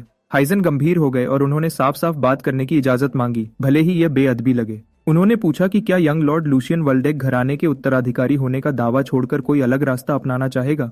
लूशियन बूढ़े आदमी के इस सुझाव से घबरा गया। वह अपनी नई मिली उत्तराधिकारी की पोजीशन क्यों छोड़ेगा। उसे चिंता हुई कि शायद उसके शरीर में कुछ गलत है, शायद वह तलवार की तकनीक नहीं सीख सकता या माना का इस्तेमाल करने पर कुछ बुरा हो सकता है। आइजन ने उसे यकीन दिलाया कि उसकी चिंताओं के बिल्कुल उल्टा है। उन्होंने साफ साफ कहा कि लूशियन का शरीर एक आदर्श शरीर का सबसे अच्छा उदाहरण है। वह न सिर्फ अपनी माना और शरीर की कार्यक्षमता को थ्योरी की हद से आगे बढ़ा सकता है, बल्कि उसमें उस ऊंचाई से भी आगे देखने और आम सोच को तोड़ने की भी काबिलियत है। दूसरे शब्दों में, अगर यंग लॉर्ड सिर्फ अपनी तलवार को तेज करने पर ध्यान देता तो वह अपनी स्वार्थ के कारण बहुत कुछ और कर सकता था। सोर्ड सेंट बनना उसकी पहुंच में बहुत कम समय में होगा। वह आदमी जो तलवारबाजी की ऊंचाइयों को चाहता था, उसके लिए सोर्ड सेंट बनने की बात सुनना एक सपना सच होने जैसा था। वह जानता था कि लूशियन का शरीर खास था, लेकिन यह उसके सबसे बड़े सपनों से भी कहीं आगे था। लायन हार्ट सोर्ड सीखने की किस्मत की वजह से उसने सोचा था कि उसे अपने नामुमकिन सपनों को सच करने का रास्ता मिल गया है। किसने सोचा होगा कि उसमें उस लेवल से भी आगे देखने की काबिलियत थी, तलवार की ऊंचाइयों तक का रास्ता। यह देखते हुए कि आइजन उसे परिवार और सोर्ड सेंट बनने के बीच चुनने को कह रहे थे, न कि दोनों रास्तों पर एक साथ चलने को, तो यह काम सच में बहुत मुश्किल होगा। मास्टर आइजन ने पक्का किया कि वह सिर्फ एक रास्ते पर ध्यान दे सकता है। साफ साफ कहूं तो इस बूढ़े आदमी के पास इस दुनिया में ज्यादा समय नहीं बचा है। सर्कुलेशन की ताकत की वजह से वह लगभग 100 साल का होने के बावजूद भी अपनी बूढ़ी हड्डियों को हिला सकता है। लेकिन समय सबके लिए आता है। वह अब अपने शरीर के धीरे धीरे बूढ़े होने से इनकार नहीं कर सकता। अगले सोर्ड सेंट को सब कुछ देने के लिए जब तक वह सांस ले रहा है, सिर्फ तलवार पर ध्यान देना भी मुश्किल से काफी होगा। लूशियन की याददाश्त सही थी। सोर्ड सेंट 8 साल में गुजरने वाले थे। यह सच है कि उनके पास ज्यादा समय नहीं है। अपने दिल में लूशियन मास्टर आइजन का ऑफर मानकर सिर्फ तलवार पर ध्यान देना चाहता था। लेकिन आने वाला एज ऑफ केओस एक ऐसी दुनिया लाएगा जहां सिर्फ लड़ाई की ताकत से काम नहीं चलेगा। जो लोग उस बड़े हंगामे से बच पाएंगे जो पूरे कॉन्टिनेंट में फैल जाएगा, उनके पास सही अधिकार और शराफ्त होनी चाहिए। भले ही जिस पल का उसे इंतजार था, उसने दरवाजा खोल दिया था। उसे बड़ी तस्वीर के बारे में सोचना होगा। उसने सर ईजान से माफी मांगी। उसने आखिर में अंत तक वाल्डेक रहने का फैसला किया। सोर्ड सेंट ने उसे उसकी मौजूदा हैसियत से कहीं ज्यादा बड़ा ऑफर दिया था, एक जिम्मेदारी जिसे वह नहीं मान सकता था। शुक्र है बूढ़े आदमी उसकी हिचकिचाहट समझ गए। वह ही थे जिन्होंने बच्चे को ऐसी मुश्किल हालत में डाला था। उन्होंने अफसोस किया कि उन्होंने अपनी जवानी बर्बाद कर दी और अब मौत के करीब आकर लालची हो रहे हैं। किसी तरह से वह लूशियन के जरिए अपनी एक लंबी विरासत छोड़ना चाहते थे जब वह चले जाएंगे। बूढ़े आदमी को अपनी लंबी जिंदगी और विरासत पर सोचते हुए देखकर लूशियन के दिमाग में एक ख्याल आया। उसने सोर्ड सेंट से पूछा कि अगर उन्हें मार दिया जाए तो वह क्या करेंगे। अगर कोई और असली टैलेंट वाला इंसान सामने आए, उसके अलावा कोई और। वाल्डेका स्टेट से दूर जंगल के बीच में एक तेज दौड़ते घोड़े की आवाज सुनाई दी। उस ताकतवर घोड़े पर एक नौजवान बैठा था जिसने शाही कपड़े पहने थे। उसकी घुड़सवारी की ट्रेनिंग एक अटेंडेंट के तेज दौड़ते हुए खुले मैदान में आने से रुक गई। अटेंडेंट हाँफते हुए वाल्डेक परिवार के तीसरे बेटे के बारे में खबर देने लगा। नौजवान शरीफ आदमी ने अपने घोड़े को गुस्से से रोका। उसे यकीन नहीं हो रहा था कि जो अजीब कहानियां उसने सुनी थी वह सच में सही थी। वाल्डेक घराने का चौथा बेटा जोशुआ वाल्डेक यह मानने को तैयार नहीं था कि उसके बेवकूफ भाई को घराने के मुखिया के पद के लिए नया उम्मीदवार माना गया है। उसके अटेंडेंट ने बताया कि अफवाहें पक्की हो गई हैं। हिज हाइनेस ग्रैंड ड्यूक ने अभी अभी यह ऐलान किया है। और तो और यंग लॉर्ड लूशियन सरीजान की देखरेख में तलवारबाजी की ट्रेनिंग कर रहा है। जोशुआ बहुत गुस्से में था। पूरी जिंदगी उसने अपने भाई को सिर्फ एक परेशानी ही समझा था। अपने दो बड़े भाइयों के बीच दबकर सपोर्ट बनाना पहले ही मुश्किल था, अब तो न्यूट्रल ग्रुप्स के पास भी सपोर्ट करने के लिए एक नया ऑप्शन आ गया है। उसे तो अच्छा लगता अगर लूशियन अपने कमरे में ही सड़ता रहता। उसके अटेंडेंट ने उसे अपनी जुबान संभालने की सलाह दी। जोशुआ शांत कैसे रह सकता था जब उसने मुश्किल से जो सपोर्ट इकट्ठा किया था वह किसी भी पल डगमगा सकता था। यह बात ही गुस्सा दिलाने वाली थी कि उसे लूशियन को अपना बड़ा भाई कहना पड़ता था, जबकि उनके बीच सिर्फ कुछ महीनों का ही फर्क था। तीसरे यंग लॉर्ड के उत्तराधिकारी उम्मीदवार होने की खबर ने उसे परेशान कर दिया था। कोई ना कोई तरीका तो होना चाहिए जिससे वह भी अपनी काबिलियत दिखा सके। क्योंकि लूशियन ने हाल ही में तलवार सीखना शुरू किया था, उसे जल्दी ही एक स्पारिंग पार्टनर की जरूरत पड़ेगी।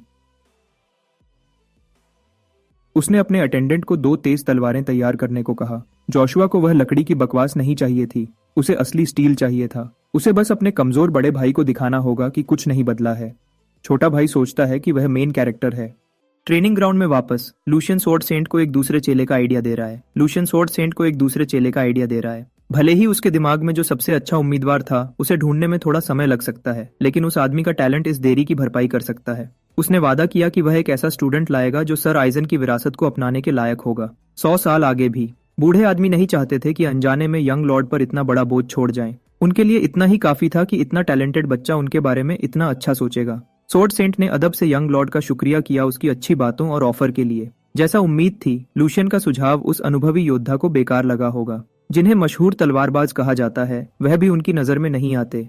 यह तो आम बात थी कि सर आइजन को लूशियन के इस दावे पर शक होगा कि वह उनके जैसा ही कोई टैलेंटेड इंसान लाएगा। भले ही स्वॉर्ड सेंट ने इस आइडिया को मना कर दिया। छोटा मालिक देना चाहता है। अगर लूशियन वाल्डेक का शरीर एक खास शरीर है जिसे स्वॉर्ड सेंट ने पहचाना है, तो कोई और भी होना चाहिए जो उसकी टक्कर का हो। पहले उसका शरीर कमजोर होने और तलवार चलाने की सही ट्रेनिंग न मिलने के बावजूद वह एक ऐसे आदमी को जानता था जो पूरे हथियार वाले सिपाहियों की बहुत सारी टुकड़ियों को मार सकता था, पलक झपकते ही। सिर्फ अपनी समझ और हुनर से वह जंग के मैदान में तलवार की तरह सब पर हावी हो जाता था। उसकी तलवार ने बहुत सारे दुश्मनों का खून बहाया, भले ही वह पैदाइश से ही कमजोर था। एक आदमी जिसकी लूशियन बहुत इज्जत करता है वह है स्वॉर्ड डीमन फीलिक्स। छोटे मालिक ने फीलिक्स को अपने साथ लेने का सोच लिया था।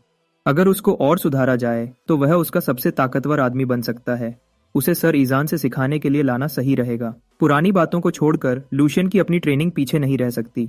स्वॉर्ड सेंट ने एक प्रैक्टिस करने वाला पुतला निकाला और उसे एक लकड़ी की तलवार दी। तलवार चलाने के सही तरीके सिखाने से पहले बूढ़ा आदमी देखना चाहता था कि लूशियन का अभी कितना हुनर है। लकड़ी के पुतले पर उसे एक सीधा वार, एक आड़ा वार और एक तिरछा वार उसी तरतीब से करना था। माना घुमाने की प्रैक्टिस का अनुभव होने की वजह से माना को कंट्रोल करना उसके लिए आसान होना चाहिए। आखिरी वार के लिए स्वॉर्ड सेंट चाहता था कि लूशियन पूरी ताकत से माना से भरा हुआ जानलेवा वार करे। नए शरीर में पहली बार तलवार पकड़ना एक अजीब अनुभव था। उसे अपनी ताकत को कुछ हद तक सोच समझकर कंट्रोल करना होगा। शुक्र है कि पुराने लूशियन को बचपन में तलवार चलाने की शिक्षा मिली थी। लकड़ी की तलवार को मजबूती से पकड़कर उसने लकड़ी के पुतले पर ध्यान लगाया। उसकी नजर तेज हो गई और उसके शरीर की सभी नसें तन गईं। पूरी ताकत और तरीके से उसने एक बहुत ही ताकतवर सीधा वार किया। तुरंत उसके बाद उसने परफेक्ट वार के साथ एक आसान आड़ा वार किया। तीनों तरह के वार पूरे करने के लिए तबाह करने वाले तिरछे वार ने बुनियादी बातों को खत्म किया। आखिर में वह वार करने की तैयारी करने लगा जो स्वॉर्ड सेंट असल में देखना चाहता था। लूशियन ने अपनी साफ माना को तलवार में भर दिया, जिससे उसकी लकड़ी स्टील की तरह सख्त और तेज हो गई। उसकी आंख वार की दिशा को जानलेवा सही तरीके से नाप लिया। उसने लकड़ी के पुतले को ऐसे देखा जैसे वह उसका कर्जदार हो। लकड़ी की तलवार को नीचे से ऊपर की तरफ घुमाते हुए उसने दूर से ही पुतले का सर काट दिया। जानलेवा वार से अरीना में सन्नाटा छा गया। जैसे ही कटा हुआ लकड़ी के पुतले का सर जमीन पर गिरा, 4 वारों में उसने स्वॉर्ड सेंट को दिखा दिया कि उसके अंदर बहुत हिम्मत है। यह सब दिखाने में उसकी पूरी ध्यान और ताकत लग गई। अपने नए शरीर को हद तक इस्तेमाल करने की यह पहली बार थी, इसलिए वह अपने काम से खुश नहीं था, लेकिन एक नए सीखने वाले के लिए इतना बुरा नहीं था। लूशियन ने सोचा कि क्या सर ईजान अब और भी ज्यादा सख्त हो जाएंगे। हैरानी की बात यह थी कि बूढ़े आदमी ने कोई भाव नहीं दिखाया। हल्के से हंसते हुए उसने माना कि छोटे मालिक ने उसे एक बार फिर हैरान कर दिया। उसकी परफॉर्मेंस को शब्दों में बताने के लिए उसने उसे बिल्कुल बेकार बताया। छोटे मालिक ने सोचा कि उसे तारीफों से नहला दिया जाएगा, लेकिन उसे सिर्फ एक सीधा अपमान मिला। सर आइजन को वजह नहीं पता, लेकिन लूशियन तलवार चलाते वक्त बुरी आदतों से भरा हुआ है। ऐसा लगता था जैसे उसने बुनियादी नियम, तलवारबाजी की सबसे बुनियादी बातें कभी सीखी ही नहीं। सीधे शब्दों में, वह एक किराए के सिपाही की तरह तलवार चलाता है जो सिर्फ अपनी जान बचाने के लिए लड़ता है। वह सिर्फ ताकत और रफ्तार पर ध्यान देता है। उसके शरीर और माना के बीच संतुलन नहीं था। इन्हीं वजहों से तलवार की असली तेजी कम हो जाती है और हर हरकत के बीच बड़े खाली जगह बन जाते हैं। इसके अलावा उसे आखिरी वार के लिए तलवार में माना भरने में शर्मनाक हद तक ज्यादा समय लगा। उसने माना को तलवार में 1 या 2 सेकंड में डाला, ज्यादा से ज्यादा। हमें यह समझना होगा कि वह 1 या 2 सेकंड की कमजोरी एक अच्छे दुश्मन के लिए उसका सर काटने के लिए काफी ज्यादा समय है। सोर्ड सेंट के मामले में उसे छोटे मालिक का सर काटने के लिए उसके एक छोटे हिस्से में ही काफी है। इस पहले सबकट के लिए लूशियन को लड़ाई में सिर्फ कुछ सेकंड की अहमियत समझनी होगी। वह छोटा सा पल जीत और मौत के बीच का फैसला करने वाला हो सकता है। लूशियन को पता भी नहीं चला कि बूढ़ा आदमी कब हिला, जब तक उसकी लकड़ी की नोक लूशियन की गर्दन को छू नहीं गई। लूशियन को यह बात समझनी पड़ी कि इस काम में अलग अलग दर्जे होते हैं। वह एक बेवकूफ था। वह दूसरी बार मर सकता था बिना पता चले।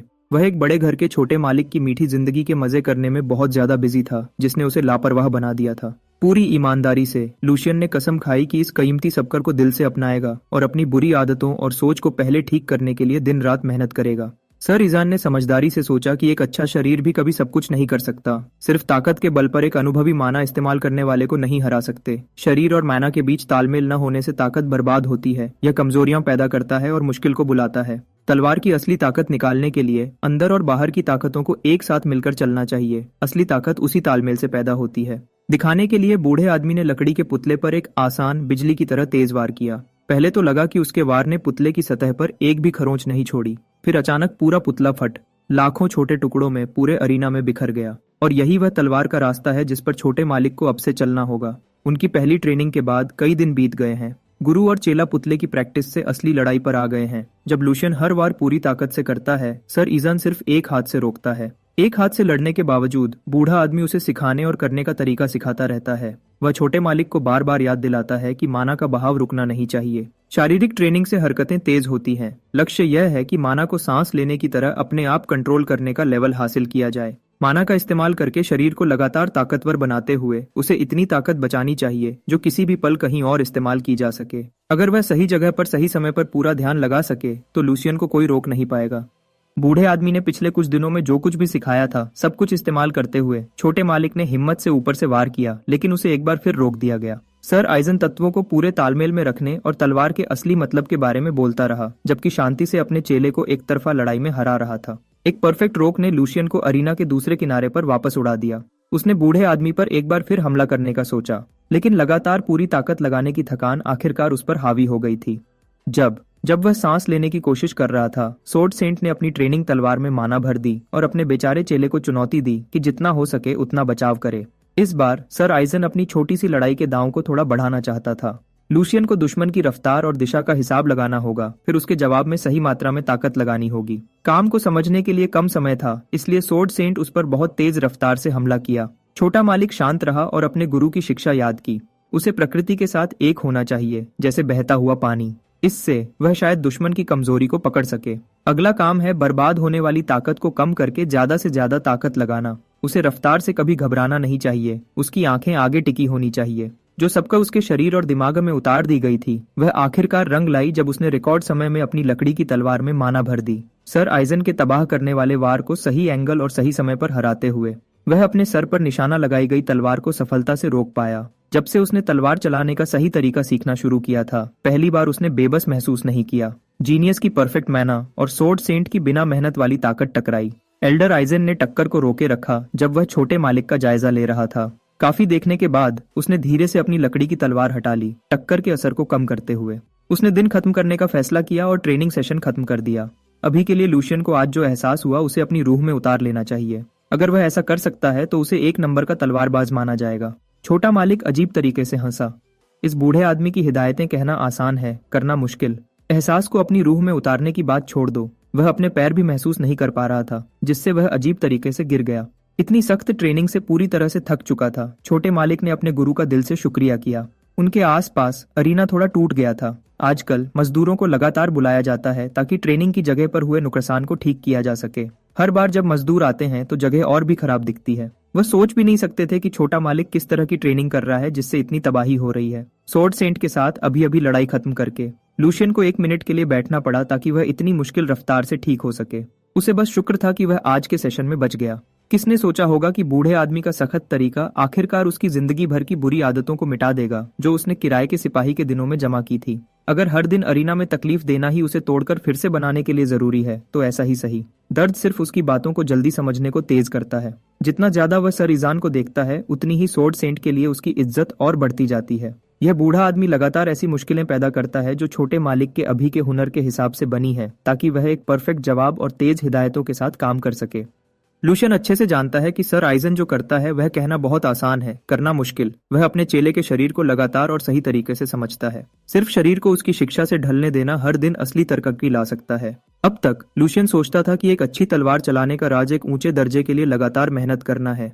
उसने संतुलन, बची हुई ताकत और बहाव के बारे में कभी नहीं सोचा था जैसे अब सोचता है। इस काम की सबसे जरूरी चीज उसके अंदर पहले से ही थी। अगर उसे यह शिक्षा अपनी पिछली जिंदगी में पता होती तो बातें जरूर अलग होती। कमांडर इन चीफ के खिलाफ अपनी आखिरी टक्कर में उसकी तलवार उस आदमी के बहुत करीब जा सकती थी। अब भी उसे अपनी मौत और हार की साफ साफ बातें याद हैं। अपने दिमाग में एक नकली लड़ाई करते हुए वह बिना लड़े हार नहीं मानता। शायद वह कमांडर को तलवार की ज्यादा अच्छी समझ से हैरान भी कर सकता था। उसकी बड़ी हार का दाग लूशियन के दिमाग में अब भी है। जब वह काफी ठीक हो गया है उसे लगता है कि अपनी ट्रेनिंग यहाँ रोकना बेकार होगा। अगर उसे आसपास कोई सही दुश्मन मिल जाए तो शायद वह अपनी तरक्की को एक ज्यादा सही दुश्मन के खिलाफ नाप सके। भगवान ने तुरंत उसे दे दिया जो वह ढूंढ रहा था। उसका छोटा भाई जोशुआ वाल्डेके एक नौकर के साथ ट्रेनिंग की जगह में चलता हुआ आया। लूशियन को नजरअंदाज करते हुए जोशुआ ने सर ईजान को इज्जत दी। इस लड़के में हिम्मत थी कि वह खुद को सोर्ड सेंट का चेला कहने लगा बिना किसी बात के। सोर्ड सेंट दोस्ताना रहा और पूछा कि चौथे छोटे मालिक ने उसे अचानक क्यों मिलने आए। उसने नम्रता से कहा कि जोशुआ बाद में आए क्योंकि वह छोटे मालिक लूशियन की ट्रेनिंग में बिजी है। बदतमीज बच्चे का नौकर अपने छोटे मालिक को अंदर घुसने और सबका ध्यान अपनी तरफ करने से रोक नहीं पाया।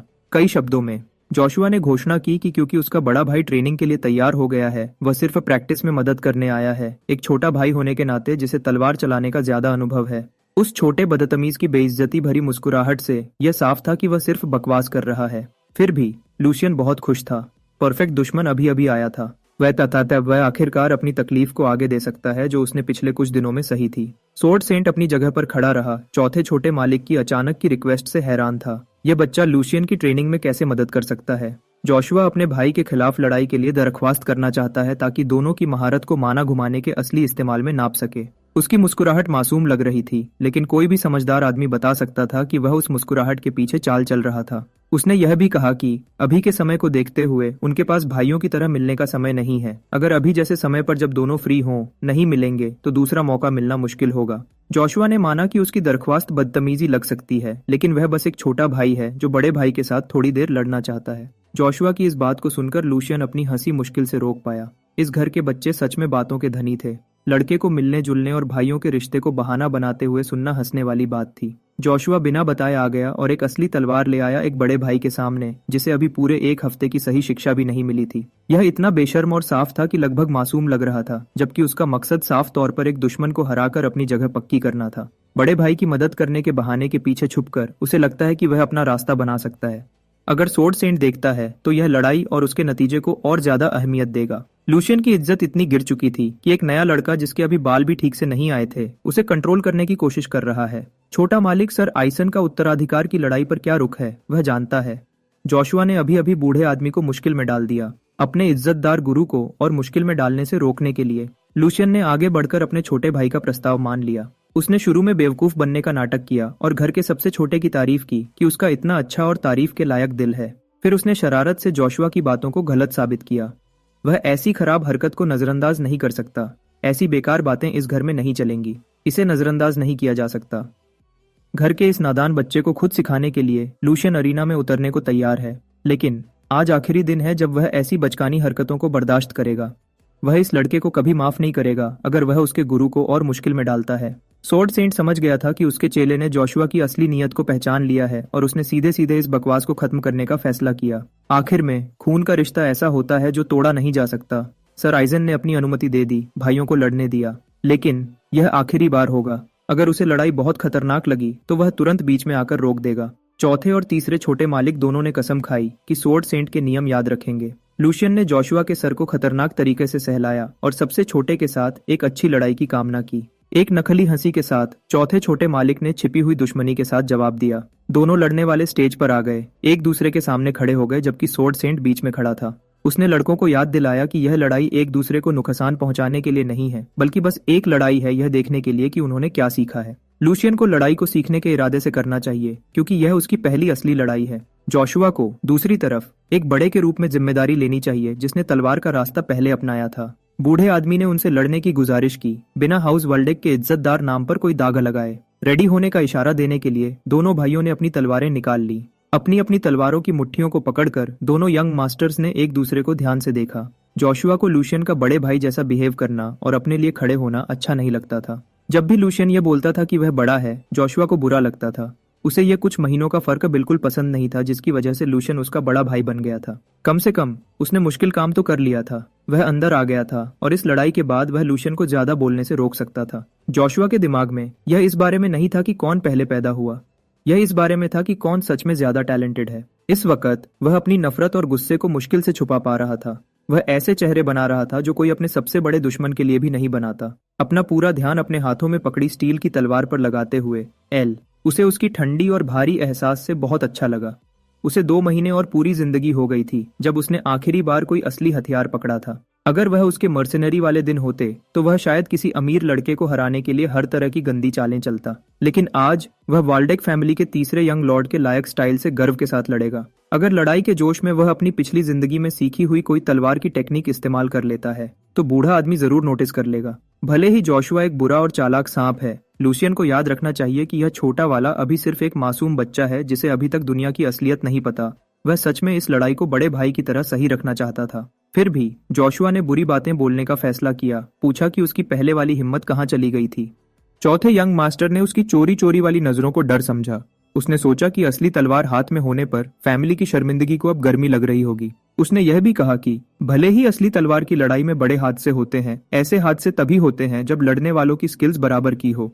उस छोटे कमीने ने सुझाव दिया कि वह लूशियन को थोड़ी ट्रेनिंग दे सकते हैं, वुडन तलवार से बदलकर, लेकिन उसकी जरूरत नहीं होगी। वह सच में इस पूरे मामले को सही रखना चाहता था। लेकिन ऐसा लगता है कि जोशुआ सच में असली दर्द महसूस करना चाहता था। एक भाई के लिए जो बात नहीं सुनता, एक अच्छी मार ही एक इकलौता इलाज है। एक बार फिर उसने उस छोटे कमीने को सबसे छोटा कहा, हर शब्द को जोर देकर बोला ताकि उसे ज्यादा से ज्यादा बुरा लगे। आसानी से गुस्सा होकर जोशुआ ने अपना वजन अपने निचले शरीर पर डाला, हमला करने के लिए तैयार। वह तेज हुआ और तेज और भारी कदमों से दूरी कम करने की कोशिश की। उसकी एक ही इच्छा थी कि वह लूशियन को उसकी बातों पर पछतावा कराए, पूरी तरह से मार पीट करके। लूशियन ने अपनी बॉडी को कस लिया और हमले का इंतजार किया। जैसा सोचा था, अपने भाई को खुद पर पाबंदियां लगाकर सबका सिखाना आसान नहीं होगा। आखिर में जोशुआ ने भी सोर्ड सेंट से सीखा था। उसके बेसिक्स और चलने का तरीका बिल्कुल भी हल्का नहीं था। इसके अलावा लूशियन अभी भी थका हुआ था, क्योंकि उसने सर ईजान के साथ पहले वाली लड़ाई में अपनी ज्यादातर माना खर्च कर दी थी। अच्छी बात यह थी कि जोशुआ की अनुभव की कमी छुपी नहीं थी। वह इतनी हल्की बातों पर इतनी आसानी से गुस्सा हो गया। लूशियन तैयार हुआ और अपने निचले शरीर में माना भर दी। उसने सोर्ड सेंट की सीख को सही से लागू किया, जिसमें पावर और माना को एक साथ घुमाना था, जबकि वह अपने गुस्से वाले छोटे भाई से सिर्फ कुछ मीटर्स दूर था। एक पैर में माना भर लेना काफी होगा। जब वह आखिर में आगे बढ़ा तो उसकी तेज रफ्तार से बंदूक चलने जैसी तेज आवाज आई। जोशुआ को स्पीड की लड़ाई में सीधे हराकर लूशियन उस पल भर के मौके को अपना बना लेगा। सर आइजन की आंखें चिंता से बड़ी हो गईं। जोशुआ के सेवकों के जबड़े जमीन पर गिरने वाले थे। अपने छोटे भाई के ऊपर झुकते हुए लूशियन ने जोशुआ को दांत पीसने और जितना हो सके उतना रोकने के लिए कहा। ऐसा न करने पर उसकी जुबान जा सकती थी। लूशियन की तलवार ने पूरा घुमाव लिया, जिसे रोका नहीं जा सकता था, और वह अपने छोटे भाई को बुरी बातें भी बोल रहा था।